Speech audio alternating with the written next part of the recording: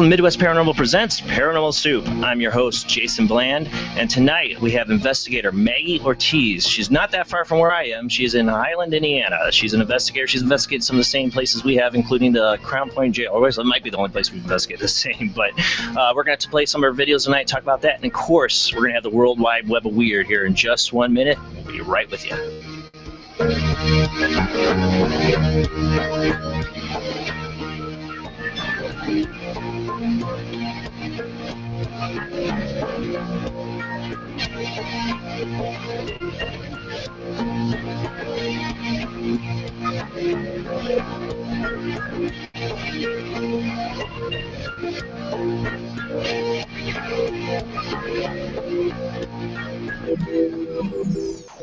Welcome to episode 40 of Paranormal Soup. Glad to be back this week with you guys. We're going to have Maggie Ortiz. She's with us right now.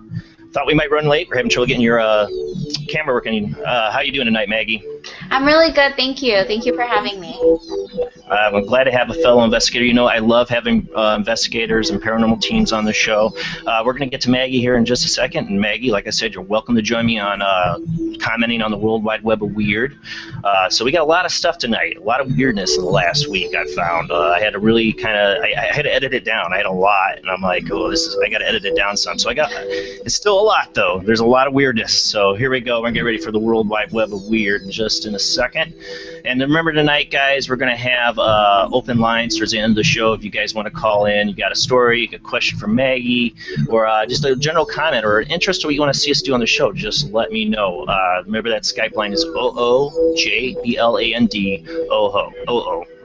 Skype ID. You'll see it here on the screen, and I'll mention it again later in the show. Just add me to your contacts, and you can come on. All right, let's get to the World Wide Web of Weird here.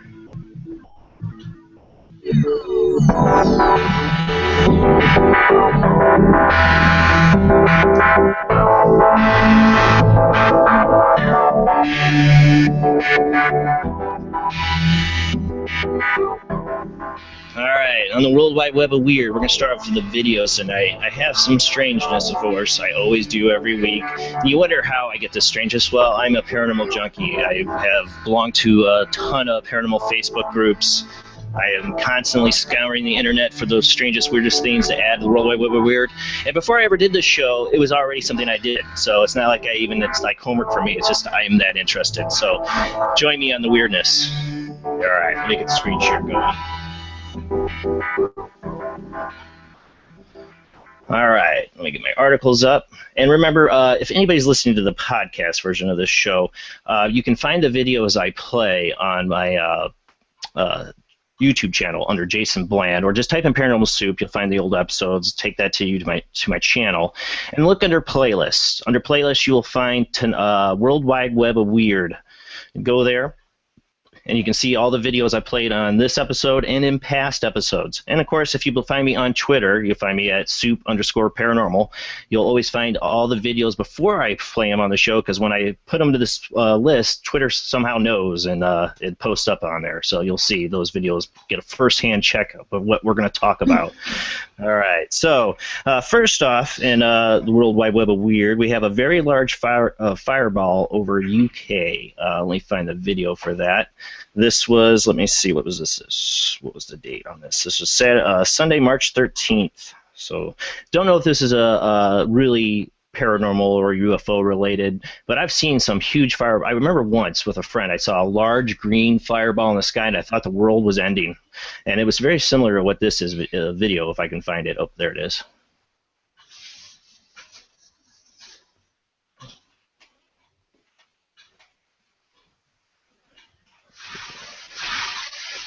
This is off of a dash cam, of course. I'm not sure who was filming it. Didn't say in the article even. Not sure. But it's off a dash cam. You see it right up there. Like I said, when I saw something like that, I was with a friend, and he was somebody who was a total skeptic, never believed in UFOs or anything like that. He thought he was seeing his first UFO. These dang YouTube videos, ads never want to end. I almost had a solution that people. I'm still working on a solution on that, so I don't have these damn YouTube ads on the show, and the way that it likes to skip to videos I'm not ready to play. All right, so next up, I messed up my articles too. Weird. All right. UFO fleet over Lima, Peru. Let me make sure I find that video. This is crazy. All my I read my articles off my phone. I know, and suddenly decided it's not going to show my articles. It's like showing me articles I don't want to read yet. It's all kinds of messed up. It's weird, totally weird. Took away the article I was trying to read. All right. Well, we'll skip the Lima UFOs. I don't have the article now. It's totally gone. We have another, speaking of UK, this one was, let's see, this was March. This is 5 UFOs over Shard in London.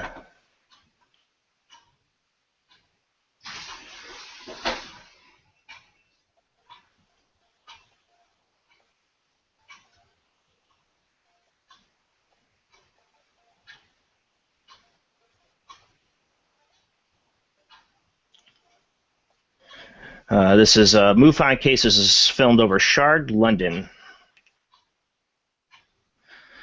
You see these UFOs above. I'm not familiar with the buildings in London. I'm sure this must be an iconic building with that kind of tower.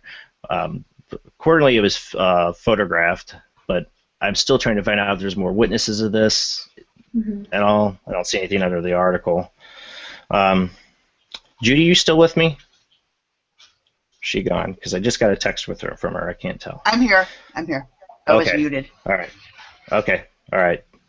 All right. So then let's see. What we got next is the woman vanishes during live TV interview. Now this has been totally gone viral. I saw that one. Oh, how could you not? You don't live on Facebook if you haven't seen it. It's been all over the place. I saw that one, and when I saw it, I thought someone had to have, made this thing up, photoshopped her out, something. But it was all over the place. It's a live broadcast. It was a live broadcast, so Photoshop, no. Let me pause it here for a second, if it lets me. Okay. Woman vanishes during live TV interview. Viewers must decide if it must be aliens. That's the catchphrase of last year. A live TV interview has left viewers puzzled after a woman standing in the background seemingly disappears in thin air. It's going to be this woman back here in a second. Watch quick. She disappears very fast. The Danish news report shows the moment that the unnamed woman stands at the baggage area of an airport. Seconds later, another traveler walks past, concealing the mysterious woman's whereabouts. After that, she does not reappear. People have since shared the clip on Reddit, of course, with viewers asking where the woman could have gone. Despite there being an obvious answer to the disappearance, viewers wrote they believe she was a ghost, while others blamed alien activity, only on Reddit. The video was posted to the site with a comment, "So, everything disappears in baggage claim?" It could explain, really could, why people's bags never seem to ever reappear, and now it's taking people. Another user wrote, "No matter how many times I watch this, I still have an awkward, creepy as blank feeling. It's not the first time that a ghostly mystery has been captured on live TV. In 2014, a Phantom football fan appeared to be running through the stands. I played that on World Wide Web. We're probably one of the first shows. We're on our 10th month of doing shows, by the way. We're getting close to that year mark. During a match in Argentina is when that happened. People look back on World Wide Web Weird. I don't know what episode I played that on, but you see a black shadow run through, and nobody could dissuade that it was fake because it happened on live TV. So nobody to this day still is sure what that was. So let's play the video and let you decide.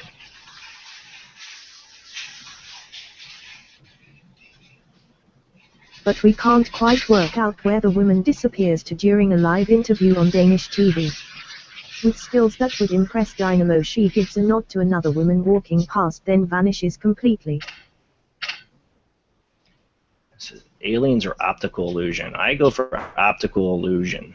So she's standing here, this one walks by, she walks this way. I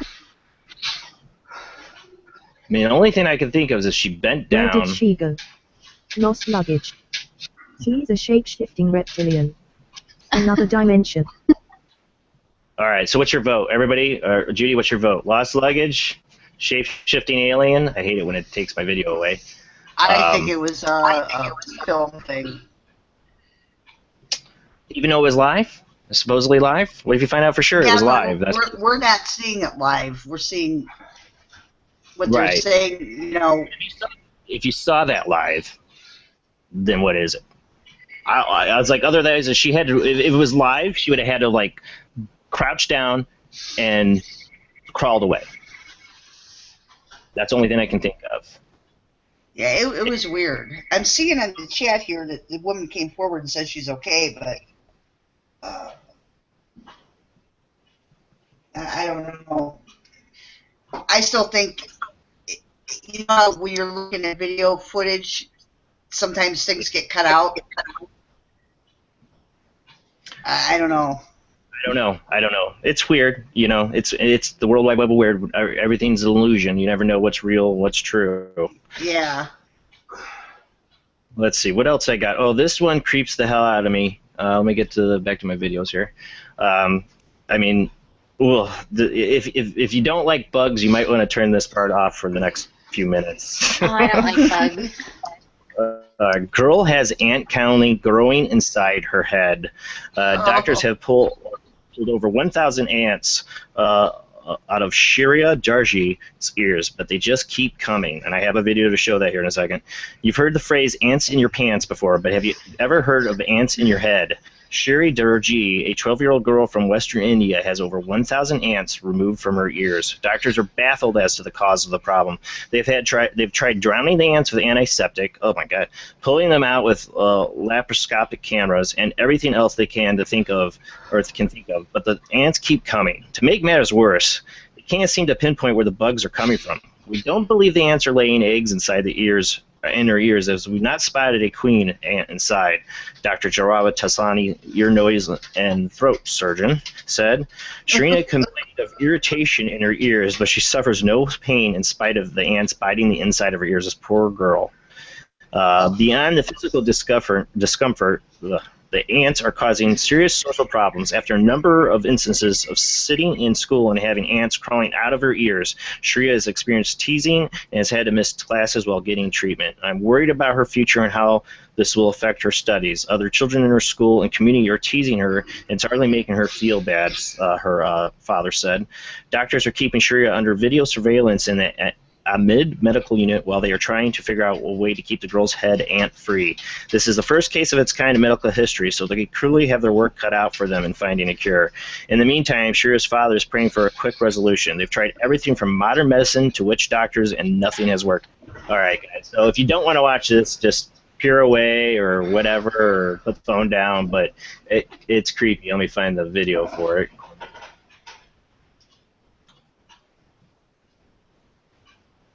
Where did it go?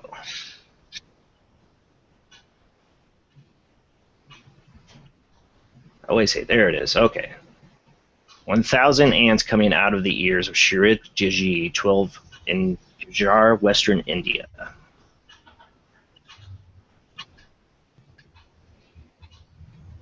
Look at that. They're going in with the microscope and picking these bugs out. Oh. One by one. This poor little girl. Oh, it just gives me the creeps. I feel so bad. Look at that poor little girl. I mean, how does that happen? Honestly, how does that happen? They say I found a queen. Well, the queen's nested inside her head somewhere. You know? Or somewhere in her ear canal. Are they saying they're actually in her skull cavity or just in her ears? They're saying they're in her ears. They can't tell if they're in her skull cavity. Because I've heard of, especially when I lived in Louisiana, there are people who had problems with cockroaches in their ears. You know, getting them pulled out one after another. I've heard of that. And I've even told my wife about this one because this one would drive her nuts. Like, literally.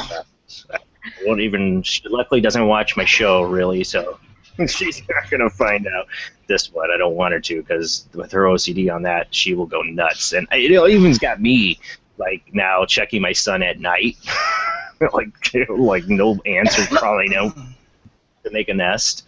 You know, oh God, it's so just bizarre. I mean, how does that even happen? All right, so all right, let's see. What do we got next? I didn't want to do the weird creature. Sometimes I put videos on here, and if you do find them, and I never played on the shows because I'm like, yeah, no. Oh, here we go. Okay, this was a UFO sighted in Mexico today, March 12th, or not today, but last week, 2016. This is, again, from Blast Days. Great YouTube channels. Always got some of the newest stuff. UFO sighted is actually March 10th of 2016 in Mexico.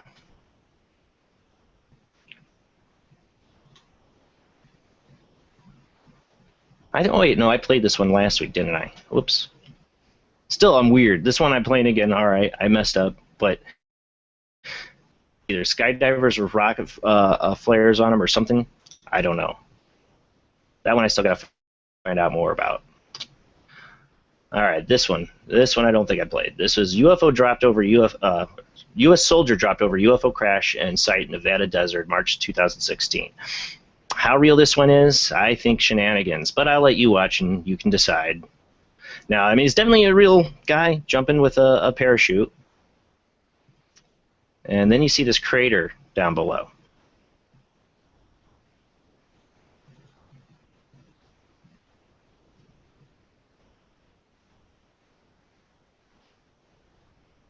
Oh, I'm pausing in the right spot. You see, there's supposedly a UFO in the crater. Now, who's to say this isn't real? You know, you see all the other troopers. This is definitely a U.S. soldier or U.S. military of some kind paradropping down. But who's to say they didn't take some footage and add this? Because this looks very CG to me. You can find this, again, this is from Section 51 2.0 on YouTube. Like I said, it's called U.S. Soldier Dropped Over UFO Crash Site in Nevada Desert, March 2016. Watch it yourself. It doesn't come across so well on my show. But to me, the little craft down in the center of the crater looks like it's a CG. It doesn't look real to me. No, it does not look real to me. But I saw this one popping up, and like Section 51 and some of the other sites, they put up a lot of stuff, and there's a good percentage of it that's fake. And I'm not discrediting them. I do too. I'm playing stuff too. I think sometimes I think it's fake. I'm just going to call it as I see it, though. So let's get to the articles. Let me get this up here. All right. First up in the articles, I don't know, for a long time, History Channel, all it ever seemed to have on it was World War II stuff. But you know what? I'm an addict, especially when it comes to Heinrich Himmler and the cult Nazi stuff that he did. You know, everybody knows Hitler. You know, he banned a lot of occult stuff in their society during World War II. But secretly, one of his top henchmen, Heinrich Himmler, was obsessed with it. This is about Heinrich Himmler's stash of books on witchcraft is discovered in Czech library after being hidden for 50 years. German SS chief amassed 13-volume library of the occult. Had a warped belief in mysticism that was proof of Aryan racial superiority. Some books were part of a Norwegian order of Freemasons. So, a rare library of books on witches and the occult that was assembled by Nazi SS chief Heinrich Himmler in the war has been discovered in the Czech Republic. Himmler was obsessed with the occult and mysticism, believing the Hocus Pocus books had the key to Aryan supremacy in the world. The books, part of a 13,000-strong collection, were found in a depot of the National Library of the Czech Republic near Prague, which has not been accessed since the 1950s. Norwegian Masonic researcher Bjørn Helge Horsland told the Norwegian newspaper Verdens Gang that some of the books come from the library of the Norwegian Order of Freemasons in Oslo, seized during the Nazi occupation of the country. In 1935, Himmler found the Sonderkommando, H standing for Hexe, the German word for witch, to collate as much material as possible on sorcery, the occult, and the supernatural. The bulk of the collection was called the Witches' Library and concentrated on witches and their persecution in medieval Germany.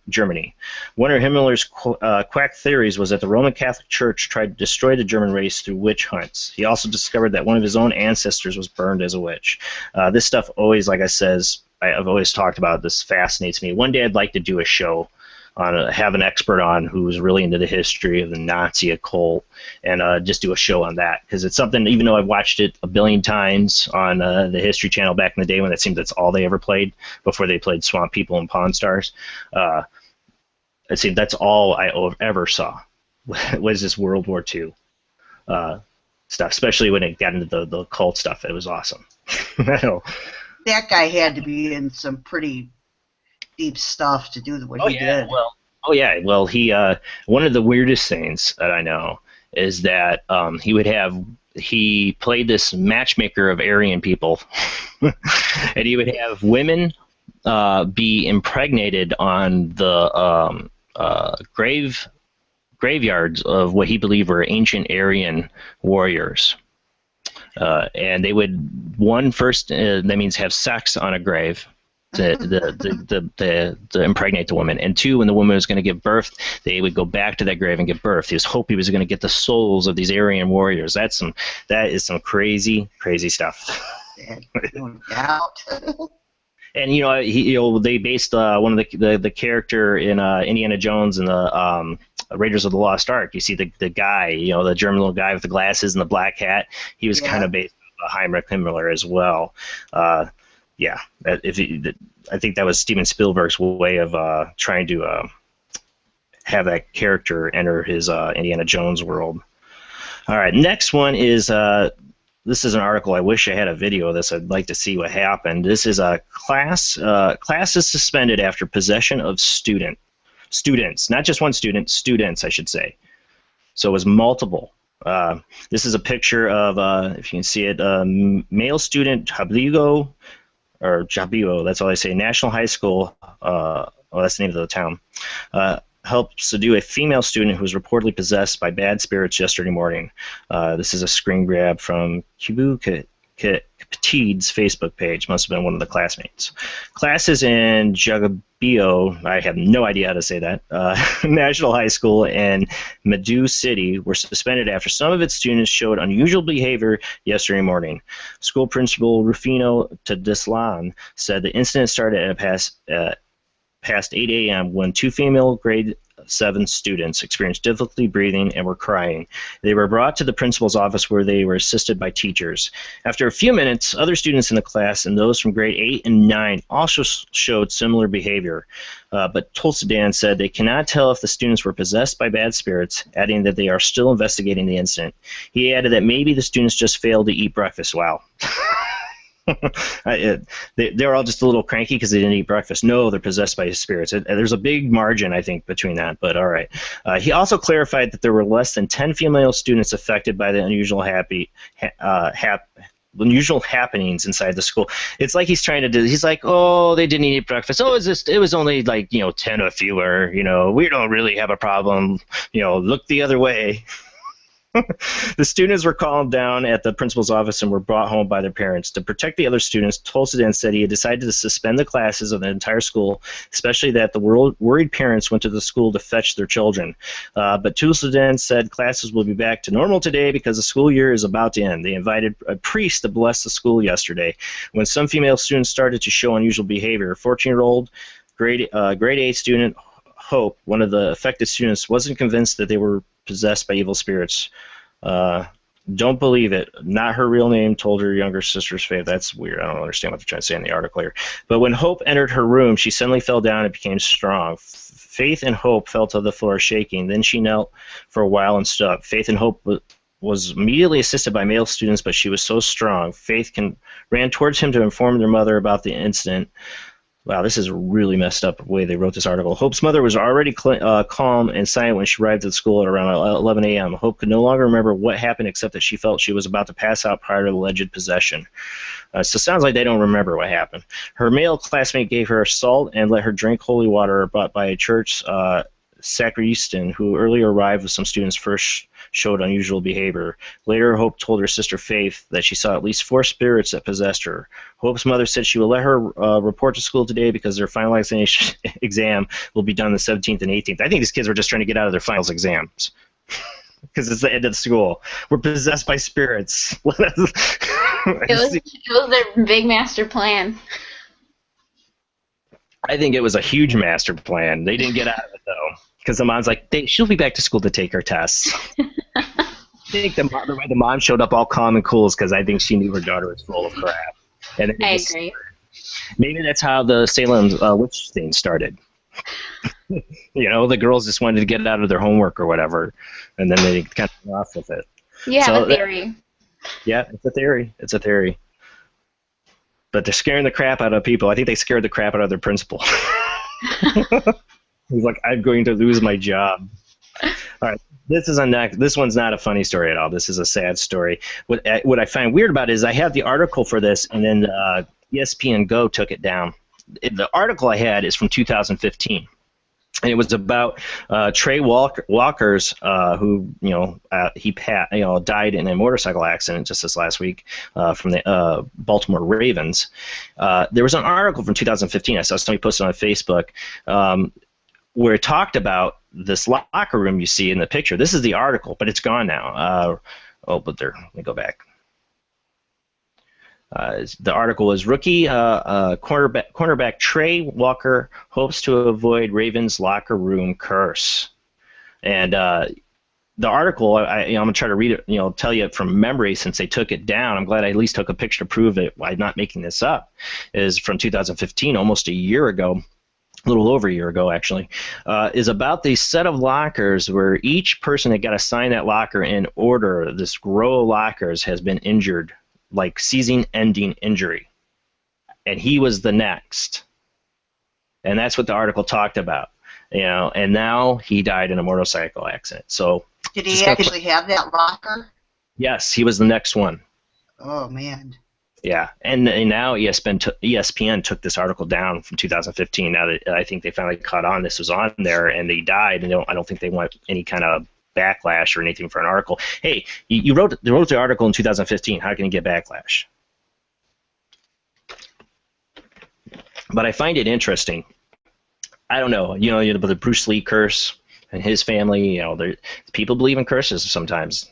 I don't know if it's a weird coincidence there. I find it very weird and sad. A young man that had a prospering career is now gone. All right, next one is a story about Bigfoot, because I didn't have any Bigfoot videos. I saw some videos. I've seen some posted. It's so hard to find a video I don't just laugh at when it comes to Bigfoot. And it's not that I don't believe, because I do. And even though I haven't seen one, I really do believe in the possibility. There's people I know that have seen Bigfoots. And we're going to be doing a show come April 10th with co-hosting with Kevin Malik and Jennifer Salsi, and it's going to be a cryptozoology show. So not just about Bigfoot. We're going to cover all these different creatures with Jeff Stewart. If you're familiar, he's been on Discovery Channel. He's a very well-known cryptozoologist, and Scott Mardis, who is lake monsters. And I don't know what the title we call for somebody as a cryptozoologist, but they're specialized in lake monsters. I will find that out.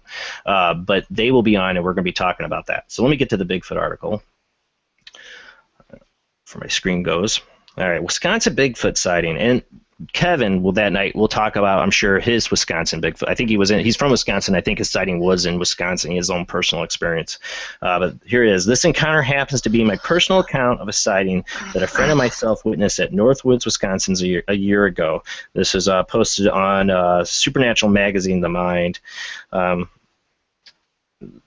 I wanted to share this with everyone as I know it's a real and genuine kind of a paranormal experience that happened to two people in the late 1990s. My friend and myself were driving about 70 miles per hour down a down Trunk Highway on Anido, Wisconsin, a Saturday morning in the middle of the summer. It happened to be on the hottest day of the year. Actually, no, wait, this is Kevin's story. I just realized I lost the article. Darn it, I'm not going to read this. This is Kevin's story. We're going to save this. So we'll save the Bigfoot thing. I thought this was a different Bigfoot article I saved. I just realized this is Kevin's story. And I'm not going to read it because I'm going to let him tell it himself on April 10th. So, sorry. I guess that's a teaser for April 10th. I started reading. I'm like, wait, this is the wrong article. This is Kevin's story. I don't have the other one up. Shoot. Okay. Well, we'll skip on to that and save that for April 10th. All right. Next article up is 60% of widowed people see lost loved ones. I've heard this from people who lost their significant other that they have seen or sometimes feel like they communicate with their husband or wife that's passed on. A new study in Italy has suggested that this is not uncommon to see or hear to the sense a deceased person. Paranormal experiences involving a deceased loved one are not as uncommon as most people would believe.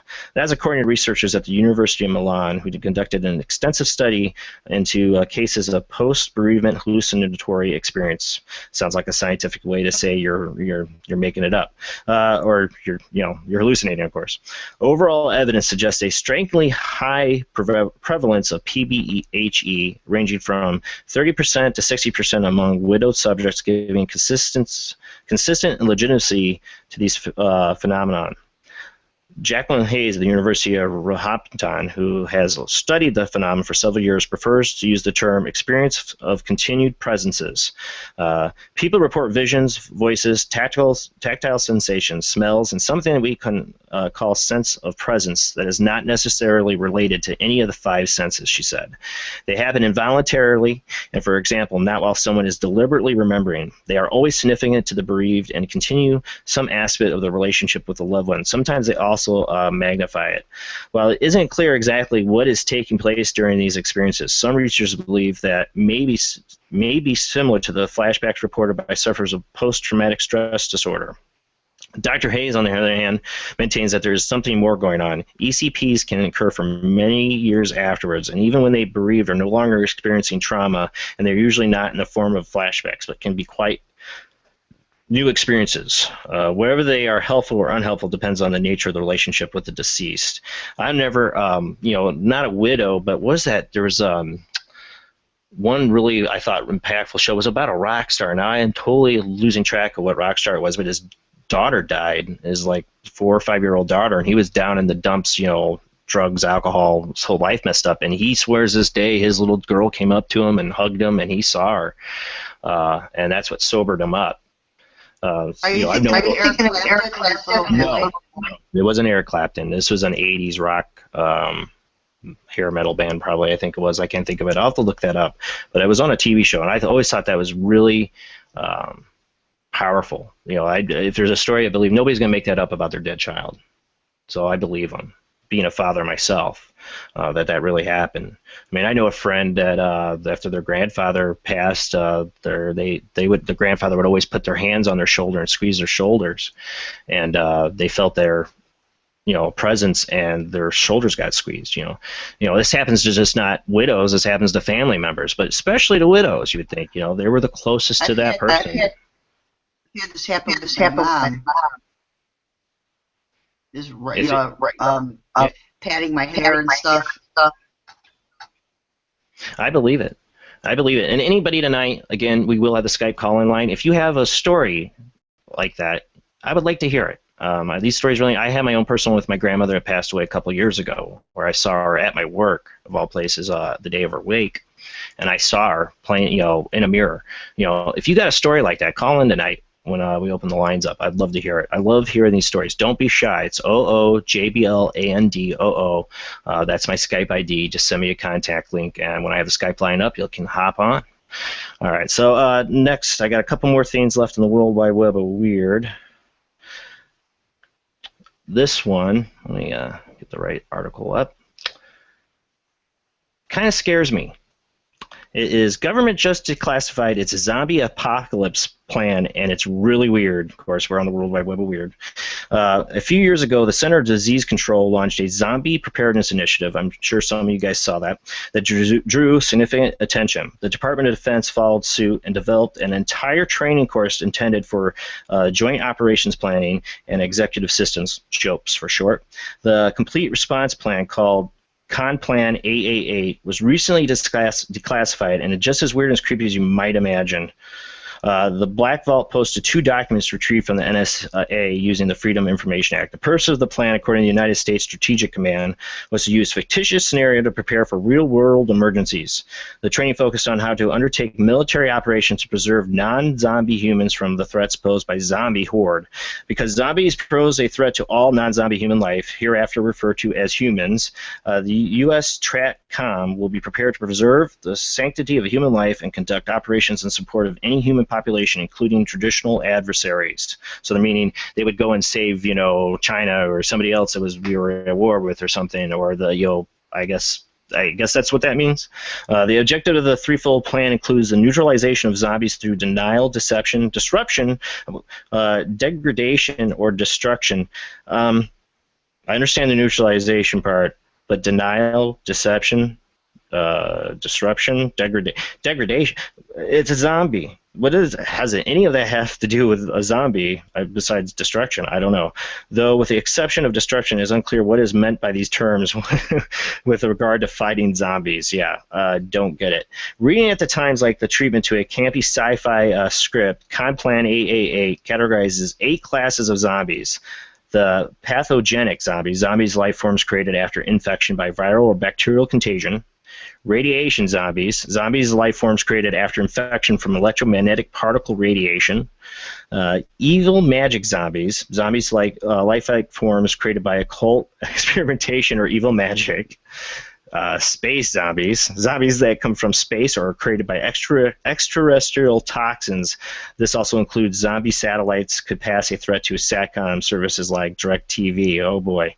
Weaponized zombies life forms engineered through biomechanical technology for the purpose of attacking another nation.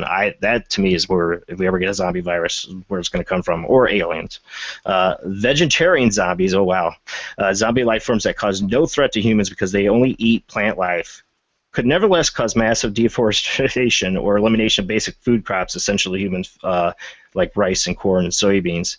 Oh, here's my favorite. Chicken zombies. Zombies that aren't essentially old hens that can no longer lay eggs. Farmers euthanize them with carbon monoxide, stack them in piles. However, some of these hens are still alive and crawl out, though they ultimately die of organ failure. Chicken zombies are simply terrifying to behold and are likely only to make people become vegetarians in the protest of animal cruelty.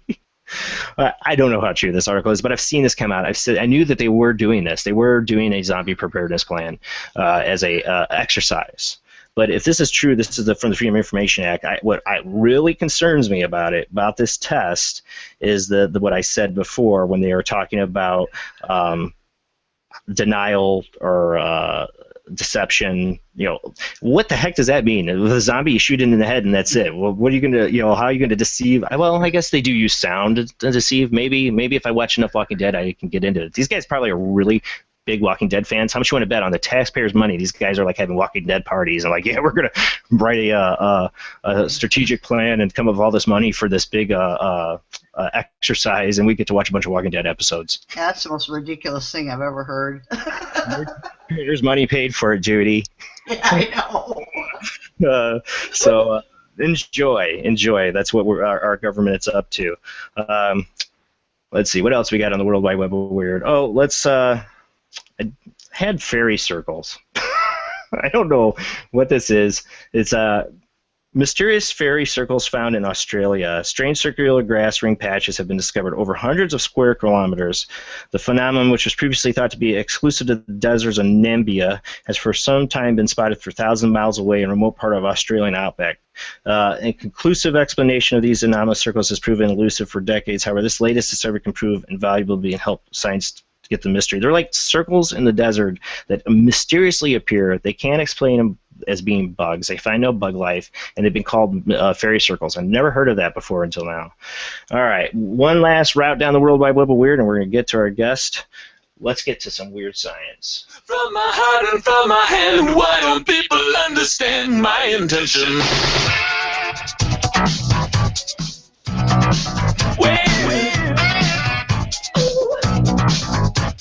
All right, so we got some weird science. Nuclear engine could get to Mars in 6 weeks. Russia is working on a new propulsion system that has potential to revolutionize space travel. Despite all the technological advances that have been made over the last few decades, traveling around the solar system is something that's still significantly limited by our ongoing reliance on conventional chemical propulsion systems, which are slow, heavy, and expensive. While NASA is still basing its future plans for a manned mission, which I forgot, I gotta make sure I get this right. Now, in a new announcement, $274 million Project Russian nuclear body Rostam has revealed that the new engine will be ready by testing for 2018. A new nuclear power unit makes it possible to reach Mars in a matter of 1 to 1.5 months, providing capability of maneuvering and acceleration. Today's engines can only reach Mars in a year and a half without possible return. The revelation has come as something of a surprise because if Russia's really managed to develop a super fast space engine, then it will likely leave both the ESA and NASA in the dust. My question is, and maybe you can answer this for me, is I believe there's treaties about using kind of this any kind of like nuclear engine in space right now. I would think that'd be highly dangerous. I don't know. Yeah, I would think so too. I wouldn't think that would even be allowed. You know, it sounds dangerous. I don't know, you know, that's a ticket. Of course, I say we shouldn't be going to Mars until we can go that fast, honestly. All right, next up on the World Wide Web of Weird, on the Weird Science segment, we have laser technology. It sounds futuristic, but soldiers in the U.S. Army may soon enough to be equipped with a laser weapon to use against all foes. As a matter of fact, we are already in the future, well almost. According to the Army Research and Technology Deputy Assistant Mary J. Miller, tests with the big lasers are being carried as we speak, and they could be deployed for live action as soon as 2023. So you see this picture. This is one of the big lasers they have on a ship. I'm not going to read the whole article. You can find this article if you're interested in future tech like this. This was on UFOaholic.com, UFOHOLIC. They talk about how they're going to have already probably by that time period, not just guns on ships, but they're going to have actual laser handheld guns. That's scary to me. That's bad news for our soldiers, in my opinion, because if they get it, if we have it, then somebody else is going to have it, and now we're going to be shooting each other with laser beams. Let's see. One more thing I'm going to get to on the World Wide Web of Weird. I talked about this, I think it was last week, about them growing the chicken leg and reverting it back to a dinosaur leg. Well, I'd also said that, you know, they probably aren't going to ever get DNA to actually do it like they did in Jurassic Park, and this whole reversion of chickens into dinosaurs was probably the future if we were ever going to have a clone dinosaur, if they ever go down that, you know, dangerous path. Well, guess what? Pregnant T-Rex could contain DNA. A recently discovered fossil could contain what scientists have been seeking for years: dinosaur DNA. The 68-million-year-old remains, which were unearthed in an excavation site in Montana, contain fragments of a medullary bone, something typically found in birds just before and after laying eggs. Discoveries not only shows that this particular dinosaur was female and pregnant, but could offer scientists their first ever opportunity to obtain traces of preserved T-Rex DNA. Yes, it's possible, said Lindsay Zano, North Carolina State University. We have some evidence in the fragments of DNA may be preserved in dinosaur fossils, but this remains to be tested further. Finding medullary bone in the fossil remains of a dinosaur itself is rare occurrence because it presents for such a short period of time. Only a few other examples have ever been identified. We're lucky to find these female fossils, said Sarah Warning, a paleontologist whose team has previously found medullary bones in the remains of an Allosaurus and a Tetrosaurus. Medullary bone is only around for 3 or 4 weeks in females who are reproductive mature, so you'd have to cut up a lot of dinosaur bones to have a good chance of finding this.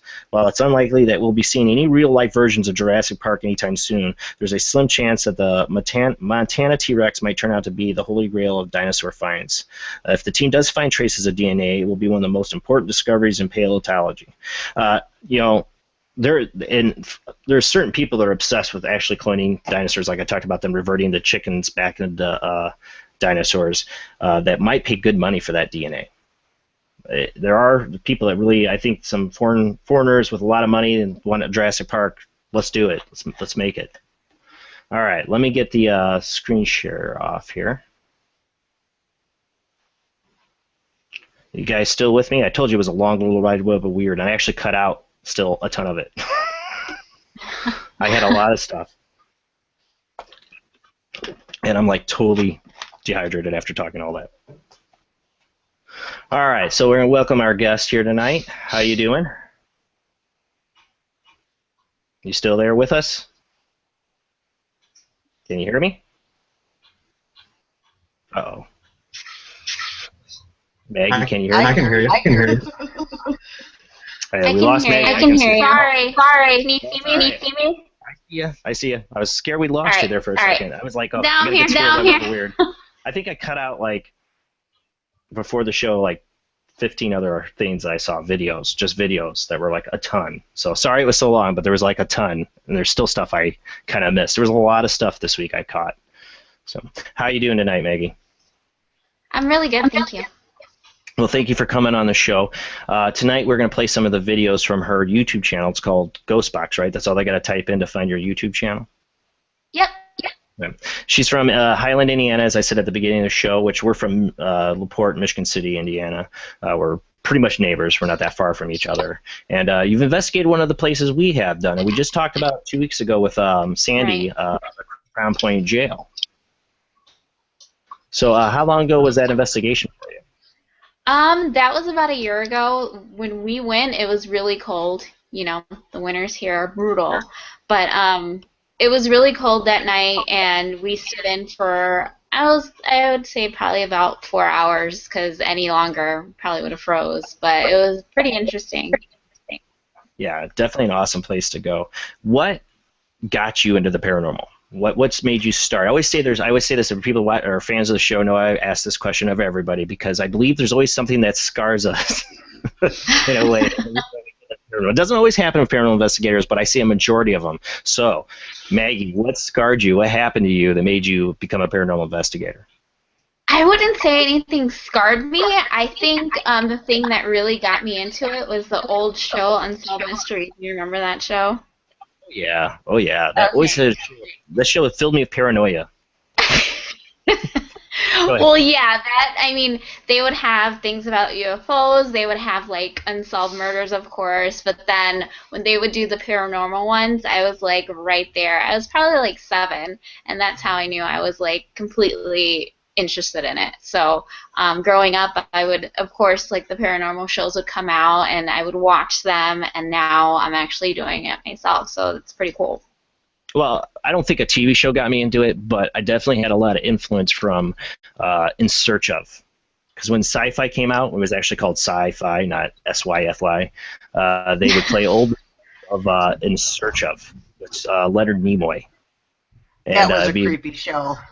Yeah. You know, I remember the first one I ever saw, of course, was about the Patterson Bigfoot footage. And they went to the spot where it was filmed, and you get Spock's voice intriguingly telling you about the Bigfoot, and yeah, Leonard Nimoy always had a way of making things sound interesting when he talked about them. But the more he talked about them, I got a little feedback there. Who am I getting feedback from? Is that Ricky? Okay. So the show got you into it. How long have you been investigating? Probably about 5 years now.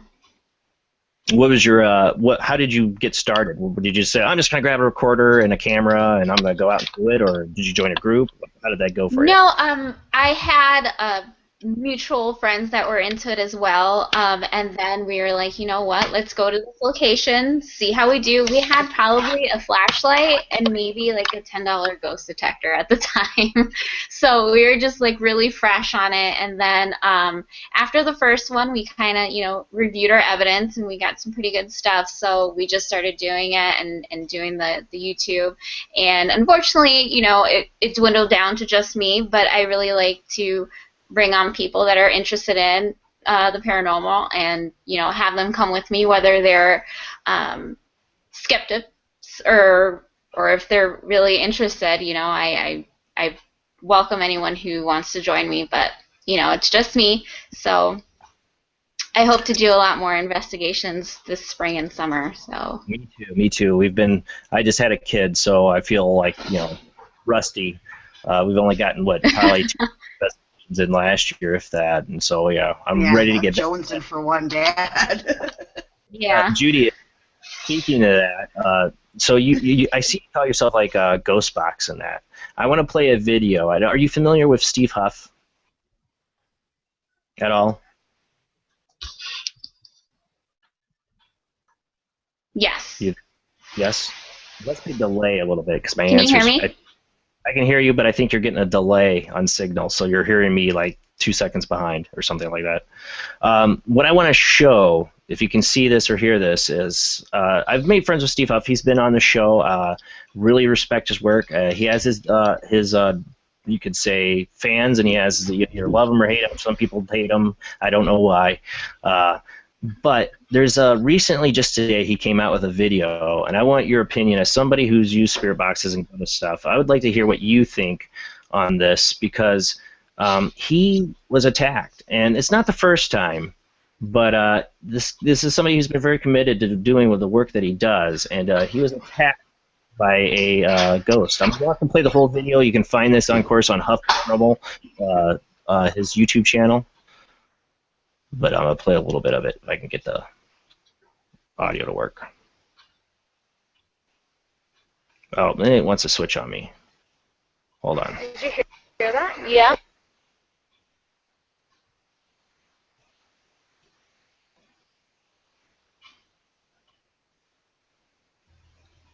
Last night, I had an experience unlike anything I've ever experienced in life. It was frightening. It was horrific. It was very real. And it's kind of scarred me. It's something that I'll never forget, ever.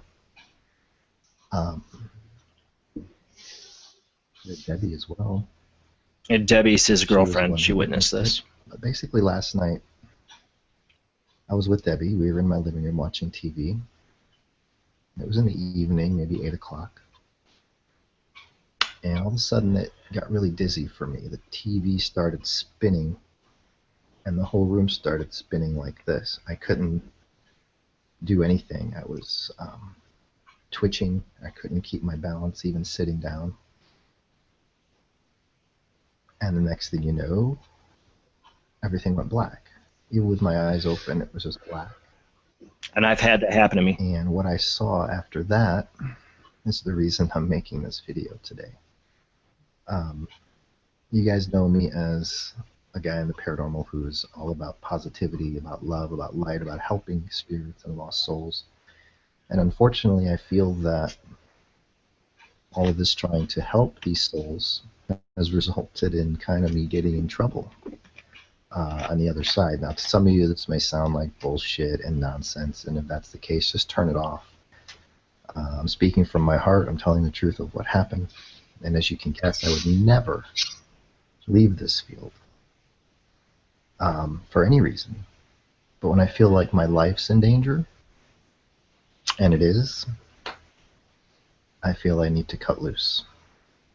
At least for a while. Who knows? But after everything went black, I don't remember what I was doing physically. But Debbie filled me in after I came out of it. Everything went black. And the next thing you know, all I remember is seeing translucent spirits in the blackness flying around kind of in a circle with an open circle in the middle that was just blackness. And these forms that were floating, they were very fluid. They didn't have any specific shape. They all looked different, but they were translucent and flowed like nothing I've ever seen. But they left the middle open. The middle, I saw 3 things coming towards me. They didn't have bottom halves, and they did not look good. They did not look nice, and the feeling I was getting was fear. And I don't fear this stuff. They come down super fast, and they just punch me. One's in the chest, one's in the side. A third one comes down and chokes me, and I couldn't breathe. And in reality, I couldn't breathe either. And the other one was trying to rip my chest apart. And I remember thinking, am I dead? Am I dying? Is this the end of my life? And I felt just helpless. I could do nothing. And as the one is choking me, I hear a voice. None of them are talking, but a voice comes out and says, "This is a warning." And then another voice said, "Stop." And they were starting to dig into my stomach, or trying to, and I felt pain and dread. And I knew at that moment I was either going to die at this moment or possibly come out. And I guess I was bawling. Debbie said I was bawling, crying, saying things like, they're here, they're trying to kill me. And after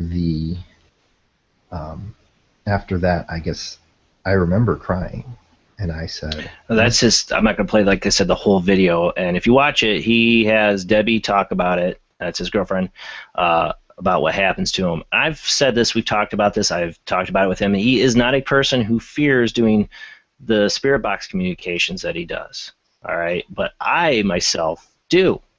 And and I understand why he comes from the angle he does, and I respect his work big time. But I don't do it very much in my house. I have my ITC Collect show, which is coming back April 24th. Steve Huff's supposed to be on it, but I don't know with what's happened to him where he's at. I hope he still does. But it's something I don't. It happens to people. Now, you do investigations, Maggie. You do spirit box communication, correct? Yes.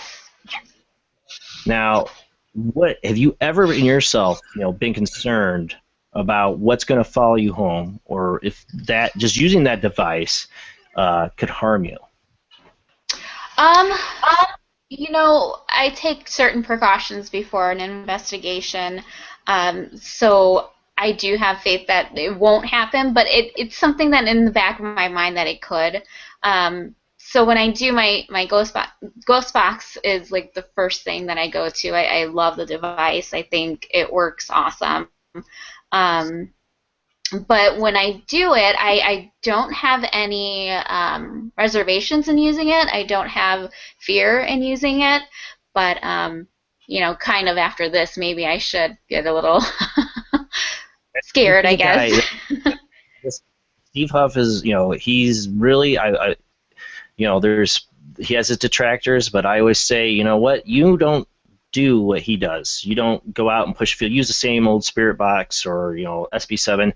I've always given him a lot of credit because he pushes the envelope. He's always trying new stuff, and I really respect him for the where he's advanced it. But at the same time, I've worried about him, and I worry about anybody who does that kind of communication in their house. Judy, I'm gonna put you up there, Judy. Judy's been itching to go ghost hunting. That's not what I was doing, though. That's not what I was doing. She's got new equipment. She wants to test it out, and I as a parent, I do too. I test it out in my house, but her house, I think, has activity, and she got, she got one that said "Let me in." She got it saying her name. I'm like, stop. Just why don't you not do it? Because when she lives, I don't live in a haunted house. I don't think I get a lot of communication here because there isn't much of a portal here. And if there ever is one, I'm gonna get my wife going to beat my butt. I'm saying. But Judy, I think. You can play that if you've got it. See what anybody else thinks of it. I do have one thing to say about Steve Huff, though. Yeah. That I was thinking about. Do you think there's any correlation between what happened to him and this new app that he just developed? It's supposed to be about the good stuff, that maybe somebody doesn't like that out there?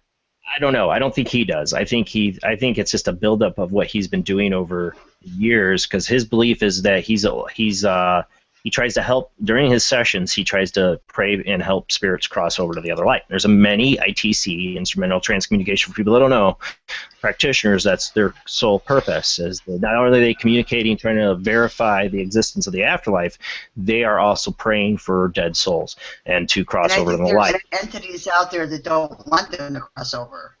That's his point, and that's what he believes. That new app is specifically for that purpose. What's it called? I can't remember. Ethereal, if that's how you say it. I'm the butcher of the ethereal. Duh.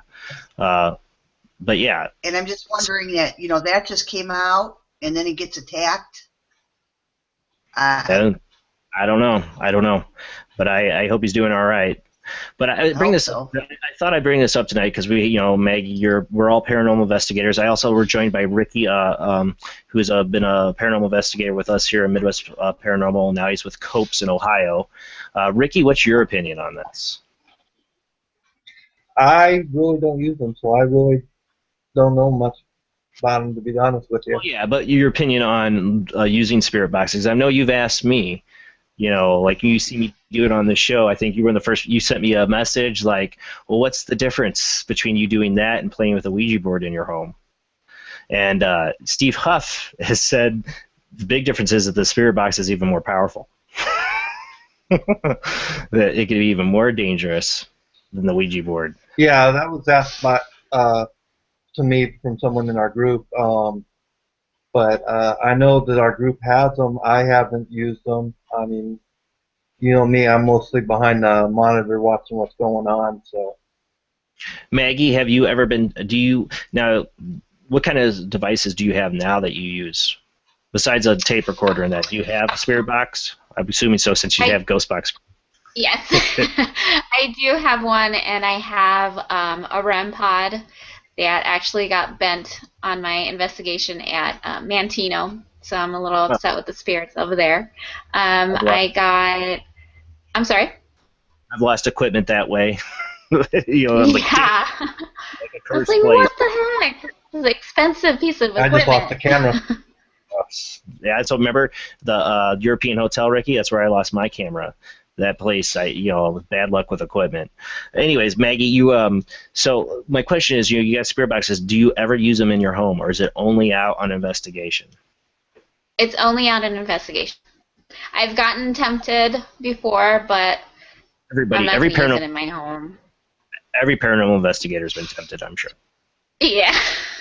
I'm not against it either. I have many friends that belong to the ITC Collective that do this stuff in their home, and they're fine. There's nothing happening to them, and but I do believe there's a danger. There is a danger to doing it. Yes, there's ways you can do it to protect yourself. I think in your home.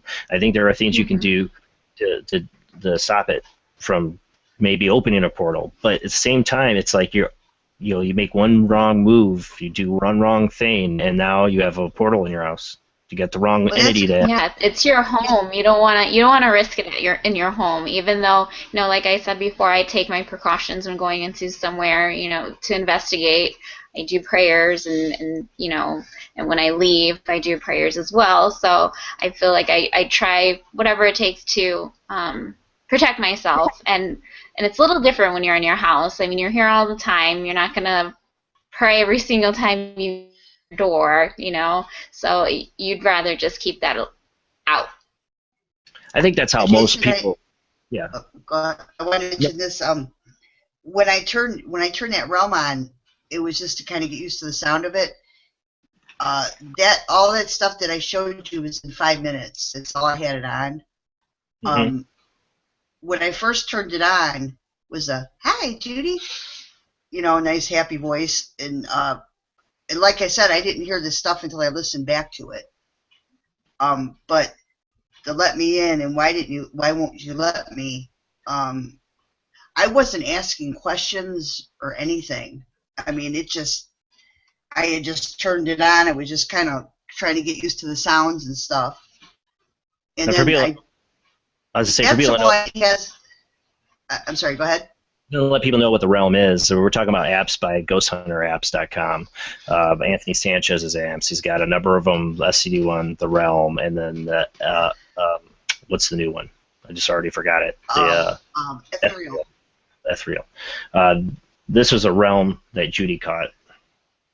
Now the realm also has a little, and this is why I asked a couple questions, and that was it. But the realm has like a little radar thing on it. And all of a sudden something popped up that was right next to me. And that's what I said, who's standing next to me? And the name came out, and it was a name that meant something to me, important. And a couple other, I just asked 3 questions. Yeah, right. But that creepy stuff happened before I even thought about asking a question. That's what was weird. Ready for you to turn on. There's one of the ones that she sent me.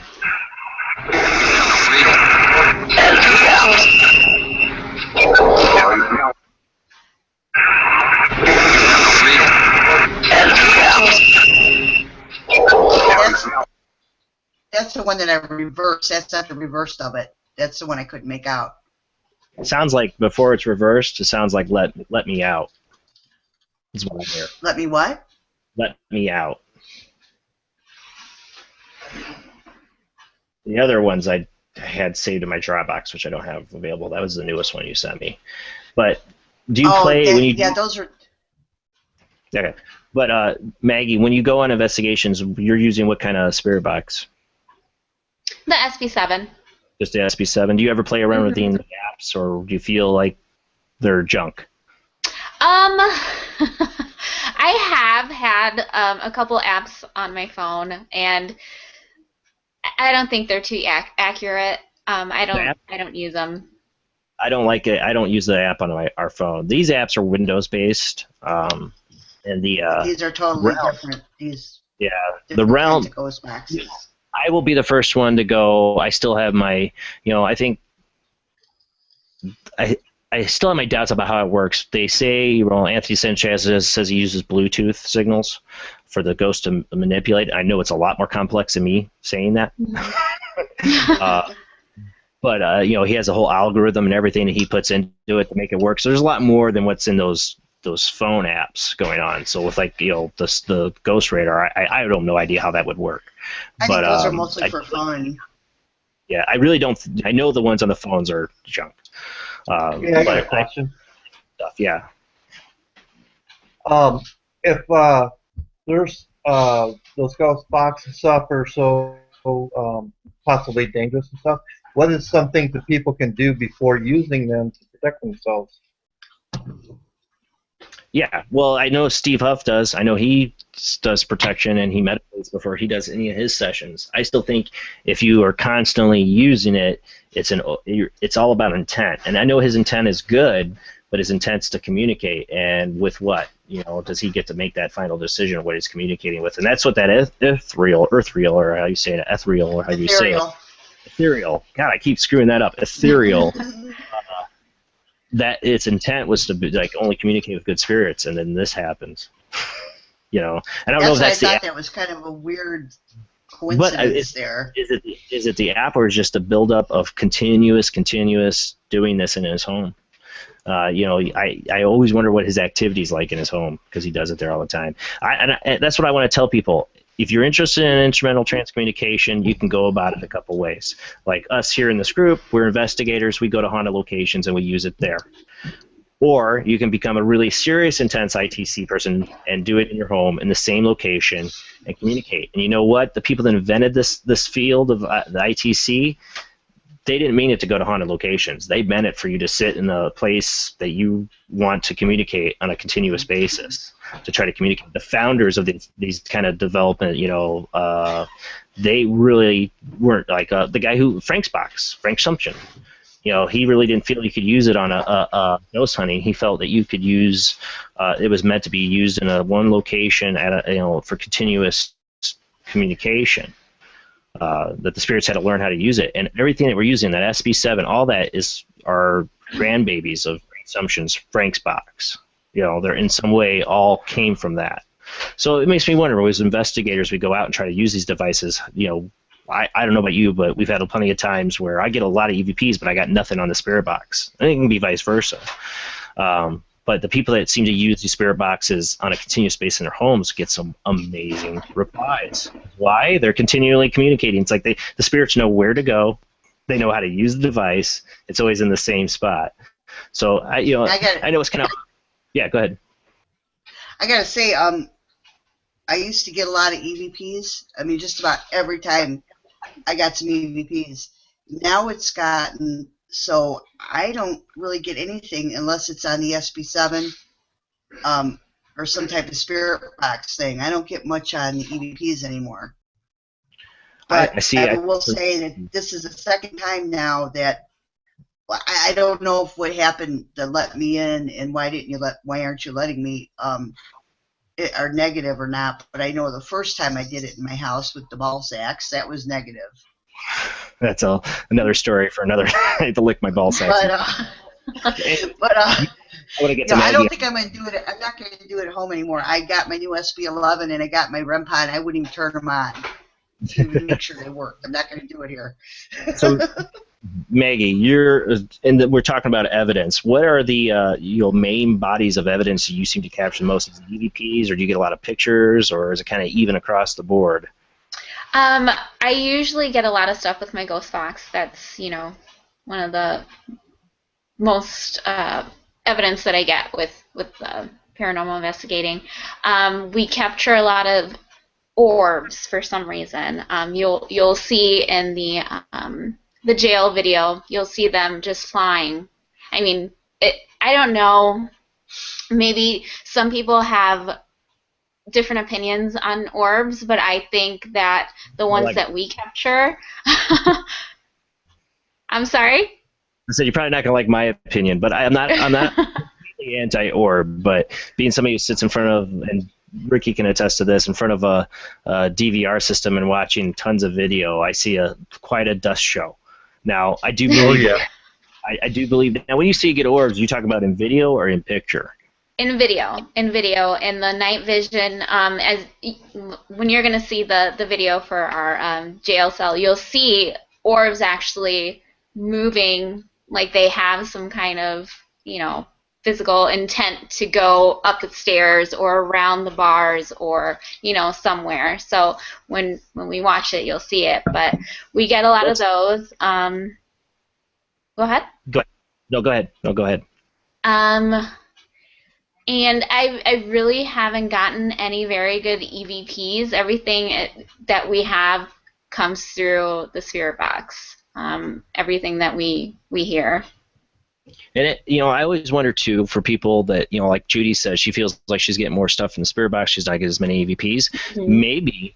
Maybe it's because of our focus. We've given them another way to communicate. So why we don't know what kind of energy it takes for them to communicate through an EVP.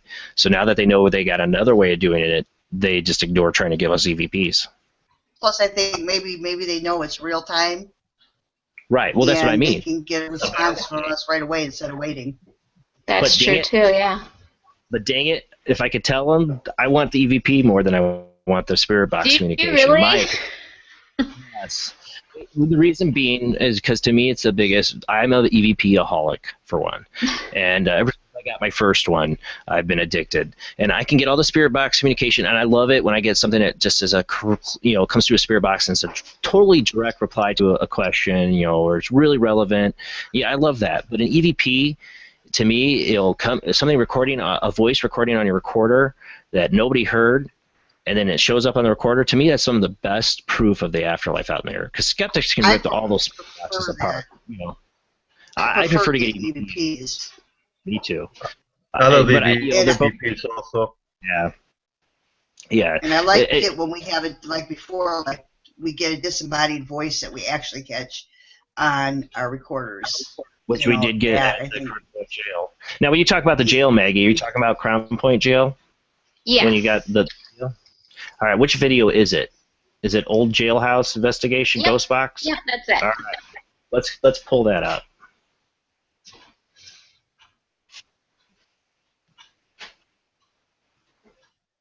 Did you hear that? Yeah.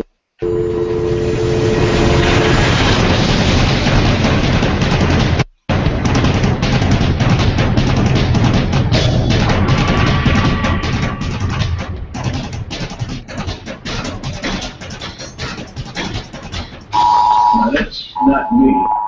That's my ghost detector.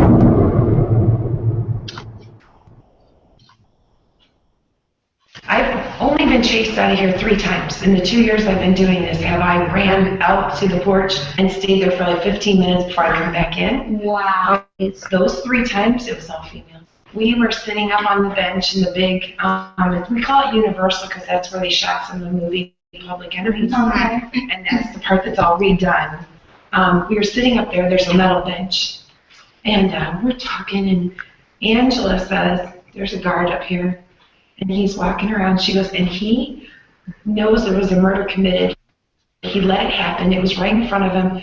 An inmate stabbed another inmate. He let it happen. Oh, wow. So we start kind of going, what were you thinking? You're a guard, blah, blah, blah, because it was only us.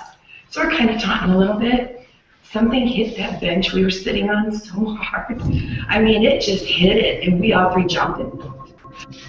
You said one time. And for those of you guys who don't know, that was Sandy that we had on 2 weeks ago. This is the Crown Point Jail that we've investigated with Midwest Paranormal, and you know, she was an awesome guest. So now you get to see her again. Recorder to record by the entrance where activity's been reported. It will remain this dark throughout our walk through the jailhouse. Only one flashlight and our night vision camera will guide us.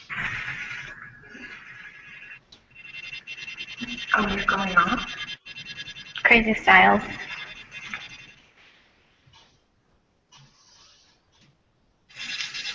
At this exact moment, our stationary camera catches the noise as well. Somebody else close it. Okay. Whistle. Someone just whistled at us. Can you do it again for us?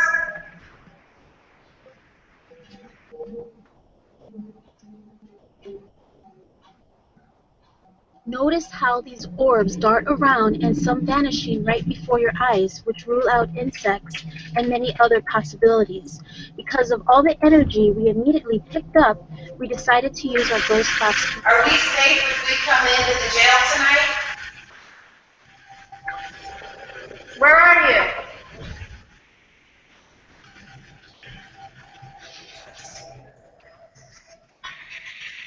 Can you tell me your name? We now capture a female voice followed by a cry.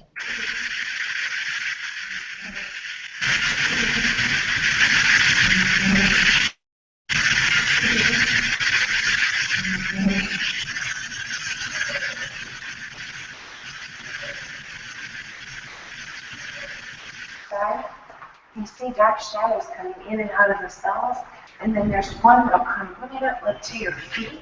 The first time we investigated the old jailhouse, we were warned about what we call the crawling spirit, and lucky enough to have caught a mist where it's been spotted.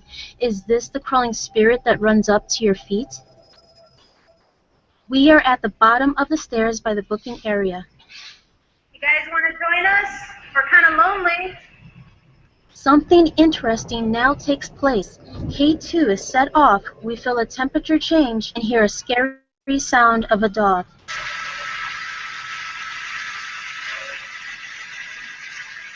What is that?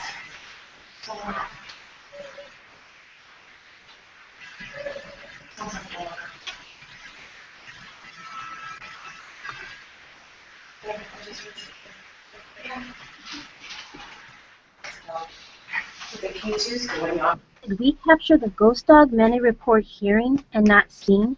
If you're in the tunnel, can you come back down by the green light on the floor? Sure.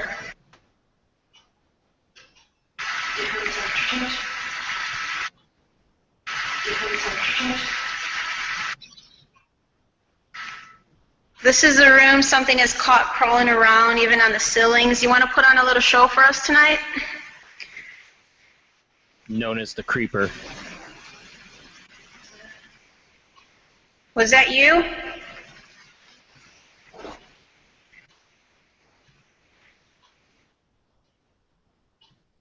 I swear I saw something here.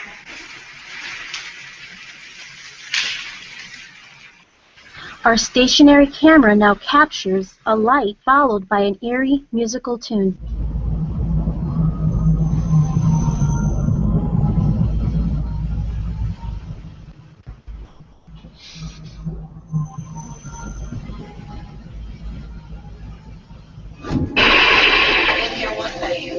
Caught the sound of a music box. We recorded it. It was like a little kid's ballerina music box. The tinkling sound. I'm capturing, it looks like an orb. What is it? We discovered a bat that flew close to Maggie's head. Again, we used the ghost box in the booking area. How many people are here besides us? Are you trying to communicate through this? That didn't sound good. It sounded like a growl. Yeah. Who's growling?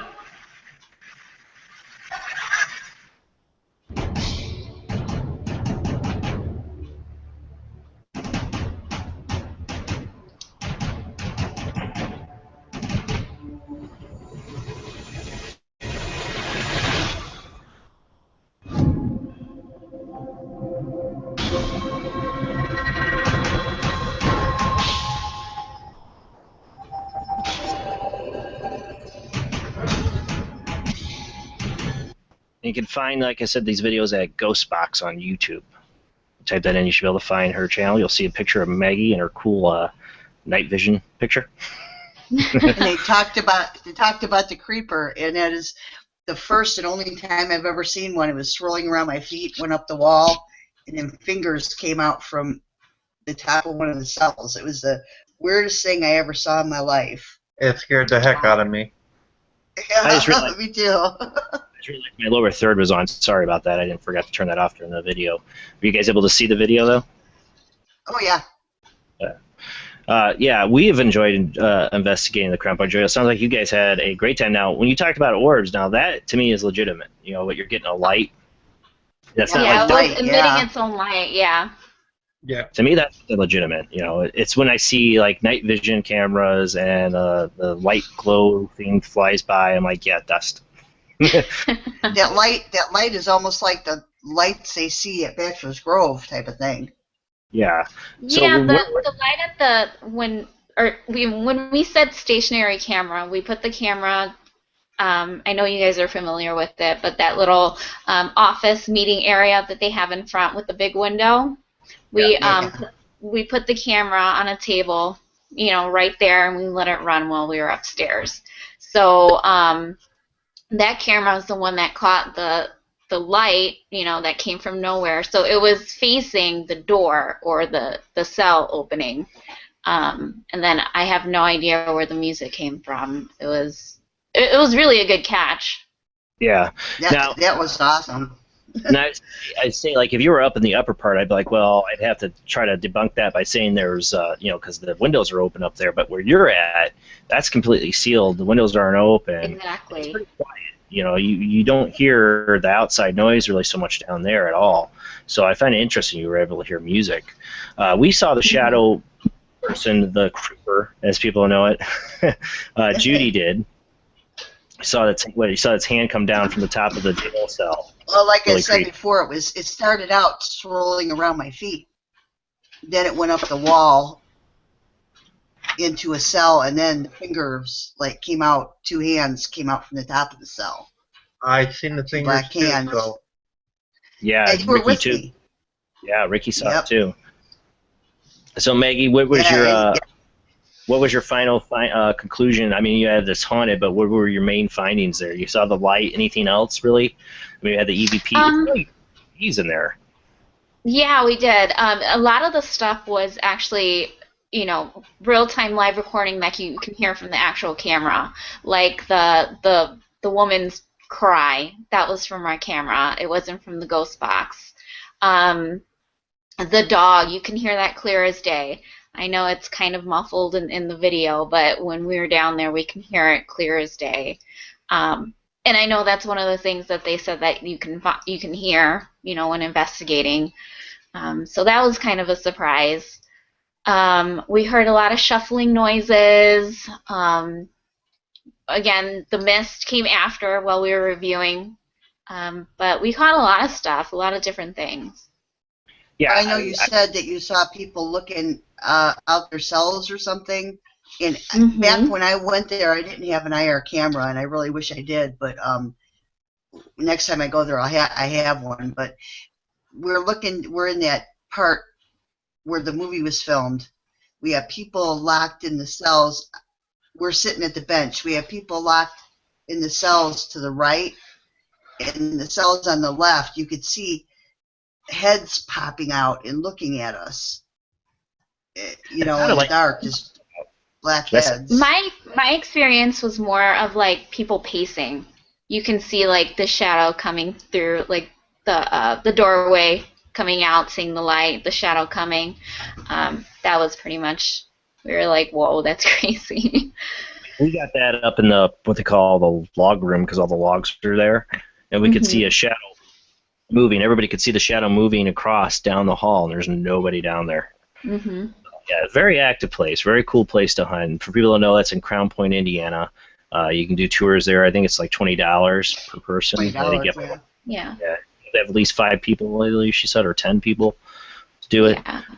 But it's definitely well worth it. We've done it twice and loved it. Now, so where are some of the other places you've investigated? I've been to Mantino. I've been to Senator Humphreys. I know Senator Humphreys. What's Mantino? Tell us what Mantino is. Mantino, Illinois has a Mantino Old State Hospital. It's run down. It's overtaken by woods. It's like completely abandoned now. But it used to be a hospital for typhoid fever, kind of like, you know, back in the day when they had the tuberculosis breakout, but this was like for typhoid. It was overpopulated, same story as you heard like in Waverly Hills, places like that. And we heard about the place from David Scott from IPRA, and we had to check it out. So we went there, and that place is just creepy. You know, I really like investigating places that have actual items from back in the day, you know, like old wheelchairs or hospital beds or anything like that. This place actually had the tubs where they would do the, I forget what it's called, but it was like shock hydrotherapy, I believe it was, where if they thought, I'm sorry? I think they put them in ice freezing water. Isn't that what they did or something? Yeah, and then they take them out and put them in hot water or something. Yeah. It was supposed to cure whatever condition they had, mental condition, back in the day, but they actually still had the tub room there, and that was the most active room that we went in. I think pretty awesome. A place like that, they just look for, it's like, what new way can we torture somebody? Let's see if this... Put it in cold water. Okay, no, put them in hot water. Are they sane? No. They're terrified. No. You made them worse. Do you have some interesting stuff happen there? We did. Again, we had a lot of voices come through the spirit box, a lot of angry voices. We had a lot of chills, a lot of touches. I remember I was coming out of the hydrotherapy room to put the REM pod out in the hallway. It was just me, so I went out there, and once I like stepped out of the room, I can feel like a huge gust of wind pass by me. I'm like, okay. So I hurried up and put the REM pod in there, and then unfortunately we didn't get any motion detectors from the REM pod, but like I said, we did get a lot of spirit box activity with it.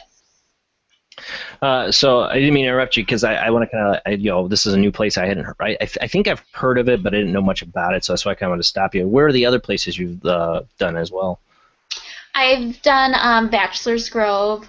There's a place over here by me called Beaker's House, and that is known to be really haunted. They actually don't allow paranormal investigators inside the house, so what we did was kind of just investigated the grounds, because that's kind of open to the public. But we got awesome evidence outside. Where else have I been? So, because you're getting all this awesome evidence, and you know if you went inside, you'd be getting like the gold mine evidence. Exactly. It sucks. I can't like break in, you know. I wish I could, but it's a pretty cool place. So, where you were gonna say somewhere else? I've done personal investigations, private residences.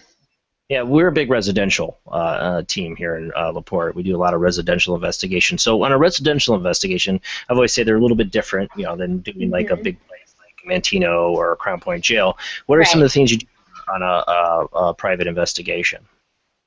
What are some of the things I do? I'm sorry. Well, what's your approach to a residential investigation?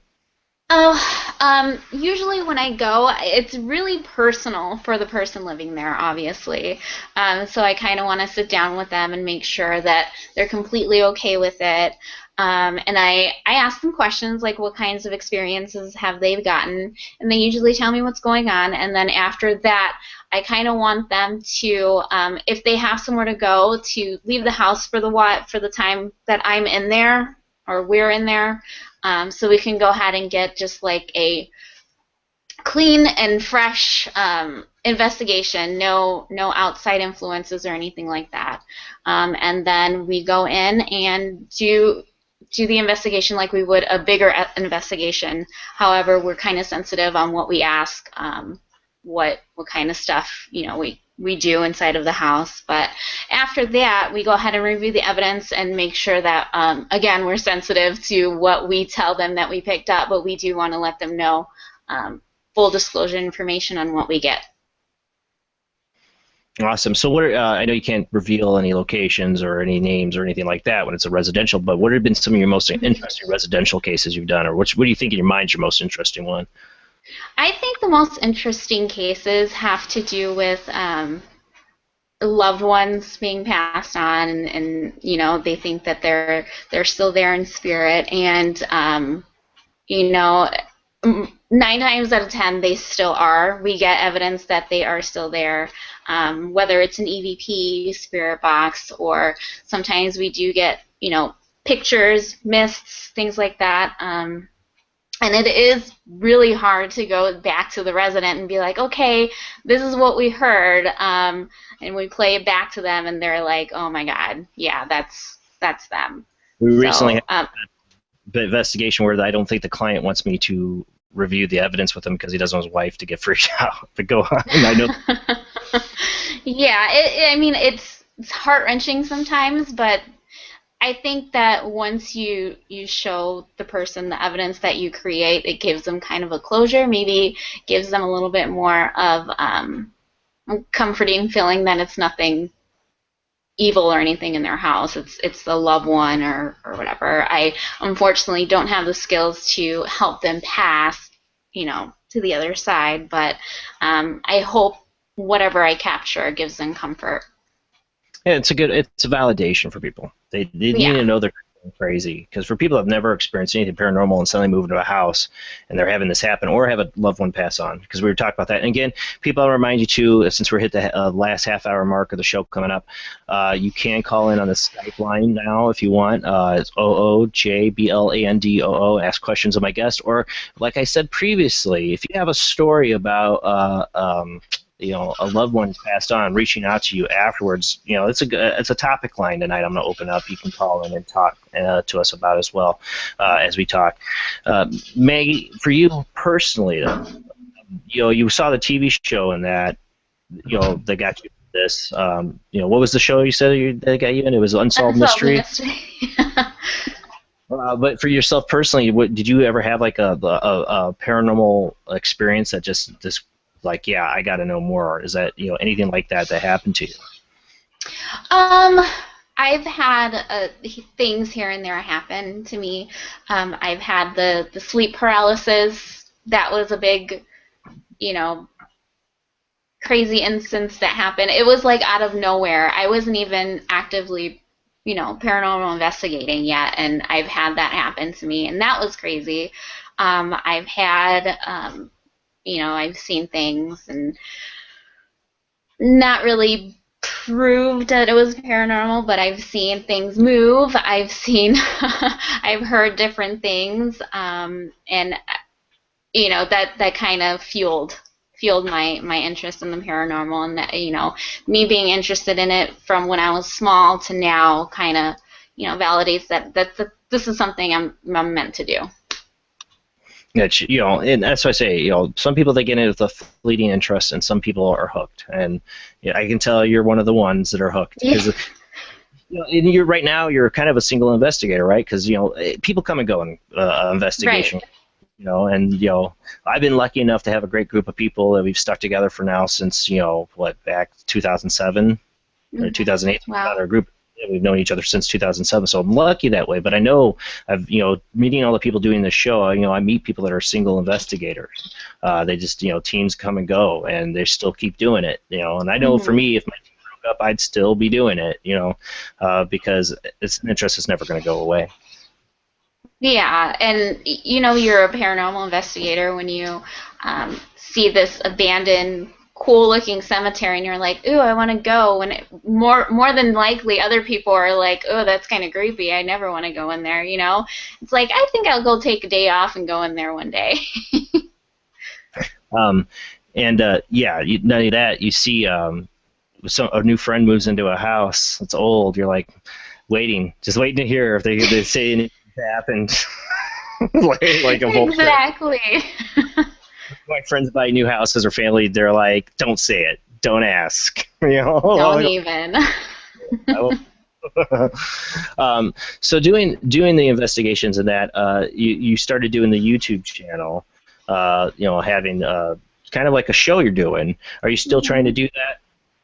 I am. I recently did an investigation with Ghost Hunter Dan, and that was my my first investigation by myself, technically, without a group. So I went ahead and posted that not too long ago. That was back in May, and like I said, I haven't been on an investigation for a while, but I am itching to go. I just, don't know where, don't know when, but it's going to be soon.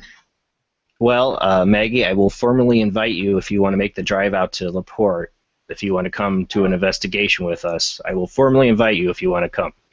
I would love to. Definitely can come out here. We're always looking for other people interested to join our group and check it out. Even if you can only come once in a great while, I'd be glad to have you. Thank you. I was going to say, for investigating in that, you investigate these, between residential and doing the bigger locations. Do you enjoy doing the residentials more, or do you enjoy doing like the Crown Point jails? I think I love both. However, I do like doing the big investigations. I just love the history behind the places that we go into. Crown Point has been there. The jail has been there for a long time. Mantino, has been there for a very long time. So many stories. A lot of people in and out of the places. Hundreds of people coming in and out, and you can tell that there's so much energy in those places, and that's what I love about it. And I love doing the big places too, I think. But the one thing about residentials that always gets me is it's always like you're going to Crown Point, you've never been there before, and you're going to go. You have an expectation. You kind of know what's going to happen. When you get a residential, you get a call from somebody. It's like that secret in the box you haven't opened. You have no idea what's inside of it when you go there. What can happen? Because to me, I always imagine residentials are going to be the biggest possibility of something getting caught on tape or something, getting some of the best evidence, because the old places I feel like they're sometimes overhunted, or over investigated. Sometimes the spirits are just sick of people coming. But a residential, it's like it's trying to talk to somebody, it's trying to do something. You're going to get something out of it. Of course, most of the time I get disappointed and I don't get anything. But every time I get a residential case, I get really excited. Like, okay, maybe this is going to be the one. It's going to really have something good. But at the same time, I don't want to be something too dark either. What's your feeling like if you do get a call and you feel like it's something like demonic, which I will reiterate, I believe is very rare. But if you did get that kind of case, what would be your approach to it? I haven't got one yet, but I think that my approach would probably be to protect myself as well as the people that are either going to come with me and the residents. They probably have no idea, what's going on. They obviously know it's something bad, but my job would then be to validate that and make sure that what they're feeling is correct. And if they do, I would probably have to, maybe lead them somewhere to where they can find help.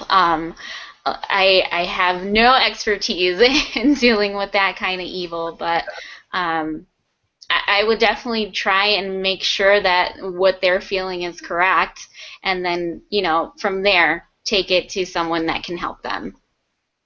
Yeah, and that's our same approach with our team. None of us are demonologists. None of us something like that. So that's my one fear. Like every time I get a residential, 90% of the time the people do feel like it's a demon. It's a demon in my house. So people get really freaked out, and like I said, I've never run across it either, except for personally. I've had one of my own personal dark experiences that maybe could be considered demonic, but on residentials, it's not happened yet. And knock on wood, it doesn't. I really don't want it to be honest, because I don't want that for a client, and I don't want to have something that's so over my head. to deal with, So when I do hear this from clients, I'm like, yeah, okay, all right. And then we go there and we usually debunk it or find that it's not that evil or that dark. But I do know in the back of my mind that one of these days it's going to happen. I think if we do it long enough, we'll probably have to deal with it. Well, the way that Facebook and YouTube make it looks like, I'm like, why have we run across it yet? Right? When you got a school down with students getting possessed, 10 of them. Oh, yeah, that's right. So you guys aren't getting enough investigations? Justin, who, us? Judy. Sorry. Any of you guys? We've gotten quite a few lately. We got 2 more coming up that we're trying to schedule. And I have to say, I was going to say to Jason a minute ago, is we've been really lucky. I can only think of one in the last year or so where we haven't gotten evidence. True, but it does happen. It's like fishing. Sometimes they bite and sometimes they don't. That's the one thing too. You use spirit boxes. How prevalent? I have to ask this of you, Maggie. Do you use spirit boxes on a residential investigation? I use it most of the time. To me, it's really helpful in my investigations. And then, of course, I do EVPs as well. And we do catch some stuff, but I typically, bust out the spirit box first. You're like Judy then.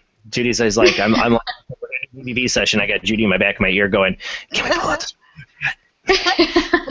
Also, Nick, you might find this too, but when I use the spirit box, I get a lot of EVPs under it. Whereas if I use my recorder by itself, lately it seems like I don't get anything, but I'll get EVPs under the spirit box. And I think maybe it's that white noise that's coming out of it that's helping a little bit. What I said, what I say to that too is that we should try to experiment more with white noise. Have you ever experimented with that, Maggie, or do you just always let the recorder go, just the questions and the recorder going, or have you experimented with playing white noise in the background? No, I haven't experimented with that yet. How would you do that? Easy. You just record some white noise, Or you got if you have noise. If you have a smartphone, there's like a billion apps out there for sleeping and stuff like that that have white noise, pink noise, brown noise that you can play in the background. I actually make a recording of it. Play that while you're recording. Mm-hmm. But I experimented with it back in the day when I first started, and I did get some interesting results. But my problem with white noise is that if you do get something, it's garbled with the white noise. Saying unlike an so I was like, well, maybe I do think they could use it to communicate. I definitely see proof of that, especially with the apps and the different ways of communicating with ITC, that they are using some kind of resonance of that noise to communicate. But I want the communication to be clear. It's not clear with white noise, but I still think if you get your white noise very low in the background where you barely hear it. Yeah. Oh, we got a call. Hold on. You there, Sandy? I'm there. I'm sorry. I'm having problems with my computer today. Oh, I feel you on that. I've been there, done that. How you doing, Sandy? This isn't Sandy from the Crown Point Jail, so people know. This is Sandy from back in episode 9, where she had the dark entity case going on. How you doing, Sandy? Well, as you know, not too good. Yeah. Yeah. So, oppression is a bad thing. Yeah. I wanted to make that comment that I feel for Steve. I really do. The Steve Huff, yes, I know, me too, and I worry. I think it's good that he's taking a break for 4 weeks. I think that's you get that kind of something happen, at least 4-week break. You really need to reassess, figure out what's going on before you touch that spirit box again. Yeah. Yeah, it's well, yesterday was Bill's birthday, so I'm sorry, Sandy. Everything has been, like, over the last 2 weeks, super active due to many issues within the house and conflict, but I think a lot of it is fueled by what what kind of is what's stuck with me. Sandy, we were just talking about, like, getting a call from a client and having it be something dark or demonic or something over our heads. In your case, would be something I would say is over my head, that I would try to reach out for help, which I did. That's why I brought Katrina Cooper on the show with you that first time you came on. Because, what you have going on, for people that don't know, is Sandy's husband was, he died at a very early age, 37? 39. What was purported to be a heart attack, but seems to be more supernatural in cause. It's a lot to the story. You can find it on episode 9. But Sandy's been still living with this entity now that's been messing with her and causing all kinds of havoc in her life. So it's still going on, though. It's just not getting any better. At times it gets worse, and then at other times it just gets real quiet. So it's like a stalling out period. Sandy, have you gotten rid of the knife? Yeah, there's a knife involved in this. Yeah, the knife is gone. Good. Hopefully in a proper way. It ain't coming back. Okay. Yeah, because this knife appeared in her bed one night. Was moved or apported into her bed, which is not cool.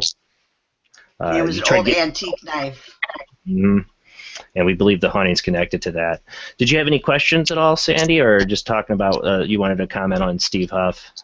So I wanted to comment on Steve, but I also wanted to comment on the one thing you had on the beginning of your show about contact, loved ones contact. Bill has been more prevalent and much more strong. He's really good at EVP. You could ask Christy about that one. She's my analyzer, so he's Christy really good. Christy Goins? Yeah, oh, she does awesome. the analyzing, and he's pretty much absolutely vocal, and has gotten a lot stronger in being able to communicate, which in a way is comforting for me. And I know why now he's kind of sticking around, because pretty much made himself that wall between me and everything that happened. So, it's absolutely true. Like I said in the chat room, I'm one of the 60% that can attest to that it's not hallucination and it's not hearing things. It is what it is.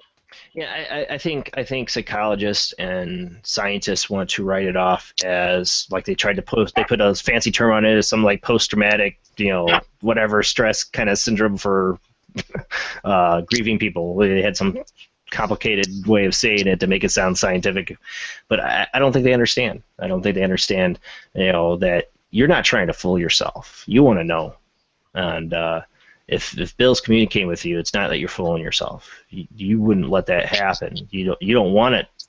I don't think you wanted it at first either, right? I did. I was afraid of it because I was afraid he was angry with me and upset, and I didn't want to hear that. Yeah, I understand. I have found out otherwise. So, in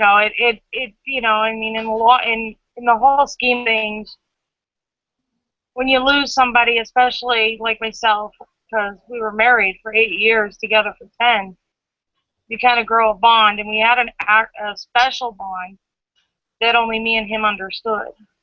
It's not something that breaks because somebody dies. Right. And it took him a while to build himself up, but he gets better and better at communicating. Well, one night, Sandy, I do want to have you back on the show if you're willing to do it, especially if you want to play some of this that you've been collecting. But that's up to you. Oh, no, absolutely. Yeah. We'll definitely got to find a night. I'm booked till July, but we should set up a night for you to come on with us and talk about it more. But the only reasons I've avoided having you back on for that is I've been hoping that you'd get some kind of calm in your life, that things would, like you said, it comes and it goes, but that somehow this would get maybe settled. I want to ask this, though. Do you feel it's less dark than it was before? You know, sometimes it's kind of odd. Because like I tell people, because of my sensitive nature, some things just kind of walk through my house, and they get really protective. They don't want anybody else moving in on their territory. I have a question from the chat room too, Sandy. There's weird noises coming from your end, and they're wanting to know if you have the TV on. No. I didn't think so. It's like a lip smacking static noise. I'm hearing that too. That's why I took my headphones off to see if it was coming from my house, and I was just hearing it. Well, we wonder because we got that demonic like growl on that show. Yeah. It was Sandy. And it came, I'm pretty sure it came from her end. All right. Well, thank you. One of the just to let you know, because I find it very interesting that your guest, Maggie, got music. Bill was a musician, and he plays music all the time. So I always hear music. Yeah, and then that's a very common paranormal experience for people, is to hear strange music coming from somewhere. I've had that experience, and it's a countless ghost stories that involve eerie music people hear that should have no source. Right. Well, Sandy, thank you for calling in. We'll definitely set up a date and get you back on here to talk more about your experience and what's going on. Absolutely. And take care of yourself. Oh, I will. Okay, hon. I will talk to you later. All right. Have a good night. You too. Thanks for calling. And like I said, for anybody interested in that episode that Sandy was on, it was episode 9. And this first episode, we had Katrina Cooper on as well. Anybody else wants to call in? We still got 9 more minutes. You can call in. We're going to keep on talking until then. So what do you think about that, Maggie? Her experiences she's having as an investigator? You can just hear in her voice how she feels. I can't imagine going through that, and my heart goes out to her. But as an investigator, I can see, she has the tools there, so she uses them. I would probably do the same thing if something tragic like that were to happen to me. And it seems like she does take comfort in hearing her husband through the EVPs, which is good. But the part where you said the knife appeared in her bed and things like that, that definitely is something else. I don't think it's something. There's something else there besides her husband. Yeah, exactly. What we've deciphered from what we've had her on the show is that it's that he's protecting her from something that plagued him as a kid to his very end, that it might have killed him. I see. It's a very interesting experience she's had, and she's called in a couple times to give us an update, and I always welcome her to. And I keep hoping that things are going to get better. I think they have somewhat. Like I said, Katrina Cooper was on the show, has helped her quite a bit. And if I could fly down to, even though I know this case would be over my head, I'd still do it. If I had the money and the time and I could just leave, I would totally fly down to Pennsylvania and investigate what's going on with her. It kills me that I don't have that kind of opportunity to do it. Not because I want evidence, not at all, because I feel for her and I want to help any way I could. And definitely. I think that's the best thing about being an investigator, is that you can help bring peace of mind to people most time. I mean, we're not Ghostbusters. We can't get rid of stuff, I mean, some investigators can. Some are good at doing cleansings. That's not my expertise, but I do feel I at least can help provide a sense of sanity, and that you're not insane, you're not alone, that this is happening, and a collection of evidence to prove it.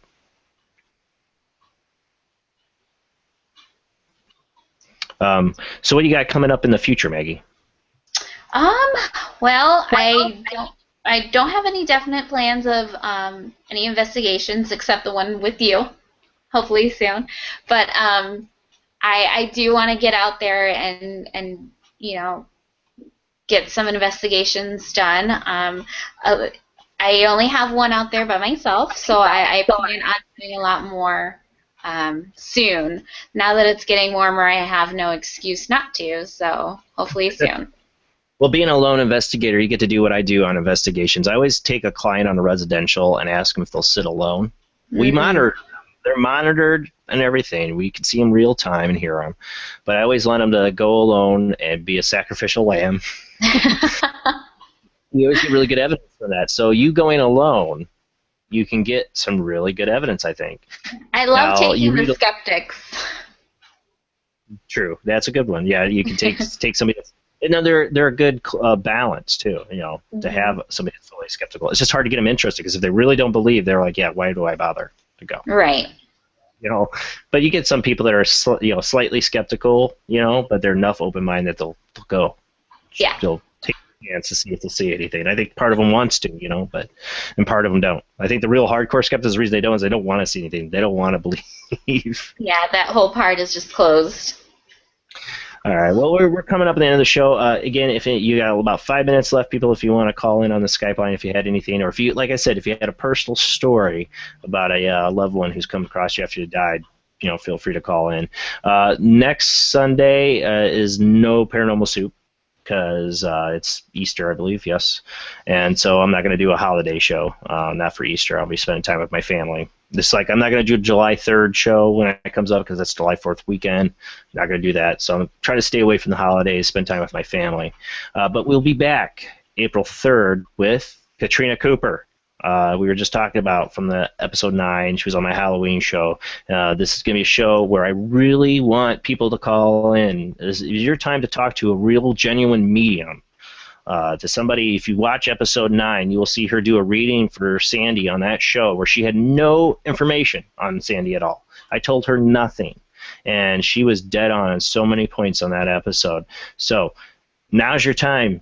April 3rd coming up. You can call in on the Skype line, oojblandoo. Just add me to your contacts or send me a contact request. Even if it's before the show, I'll accept it.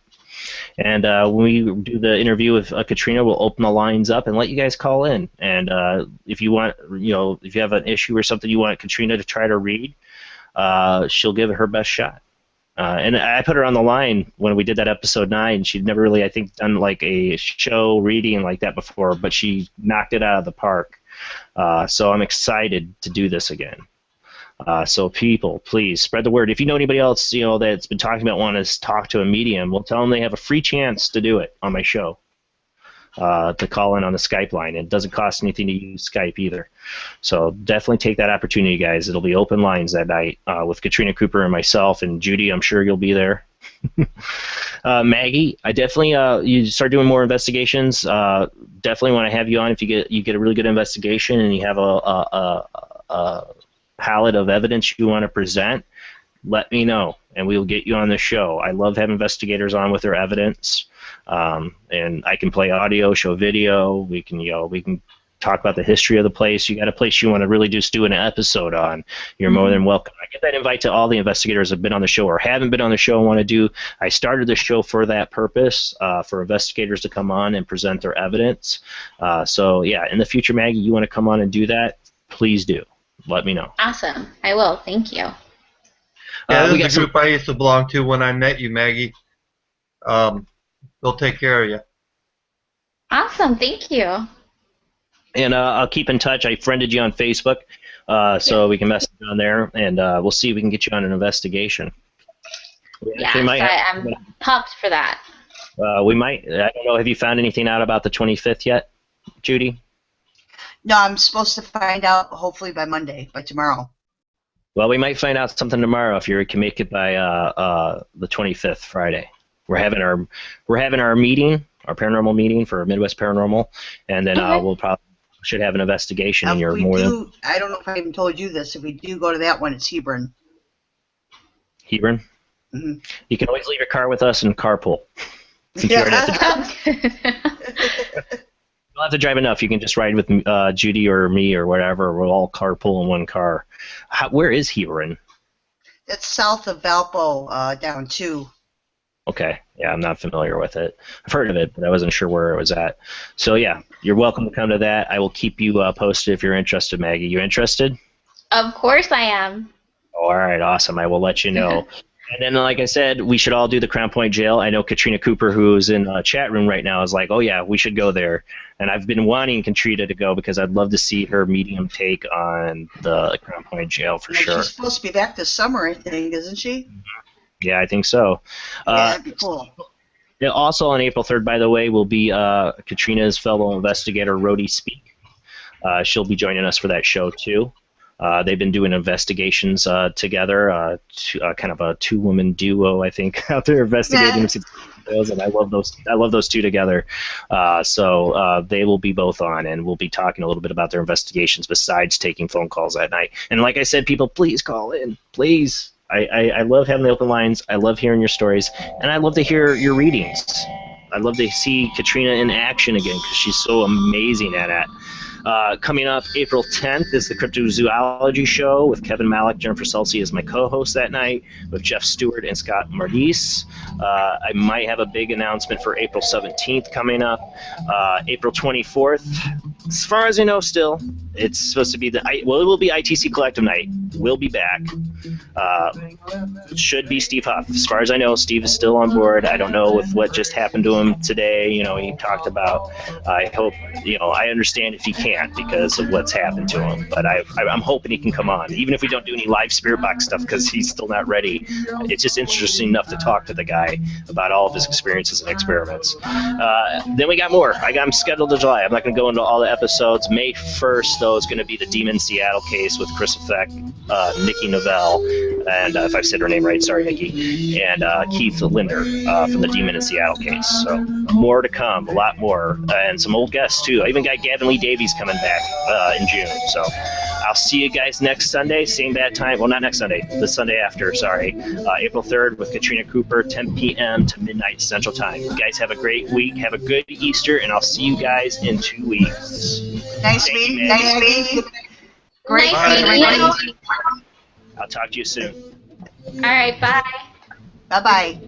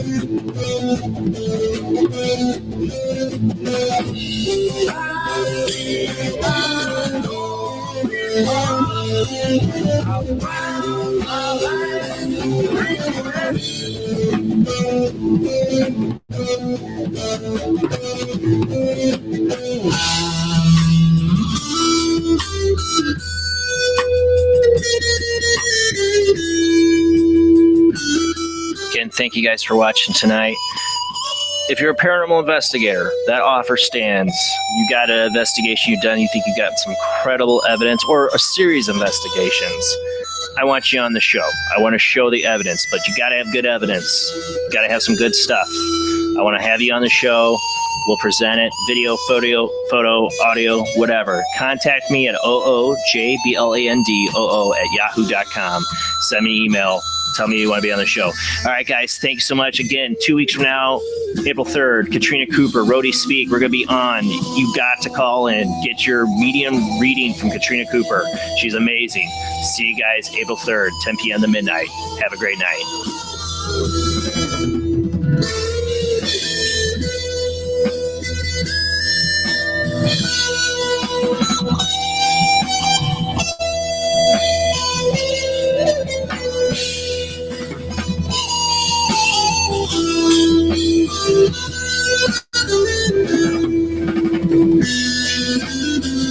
Blandoo.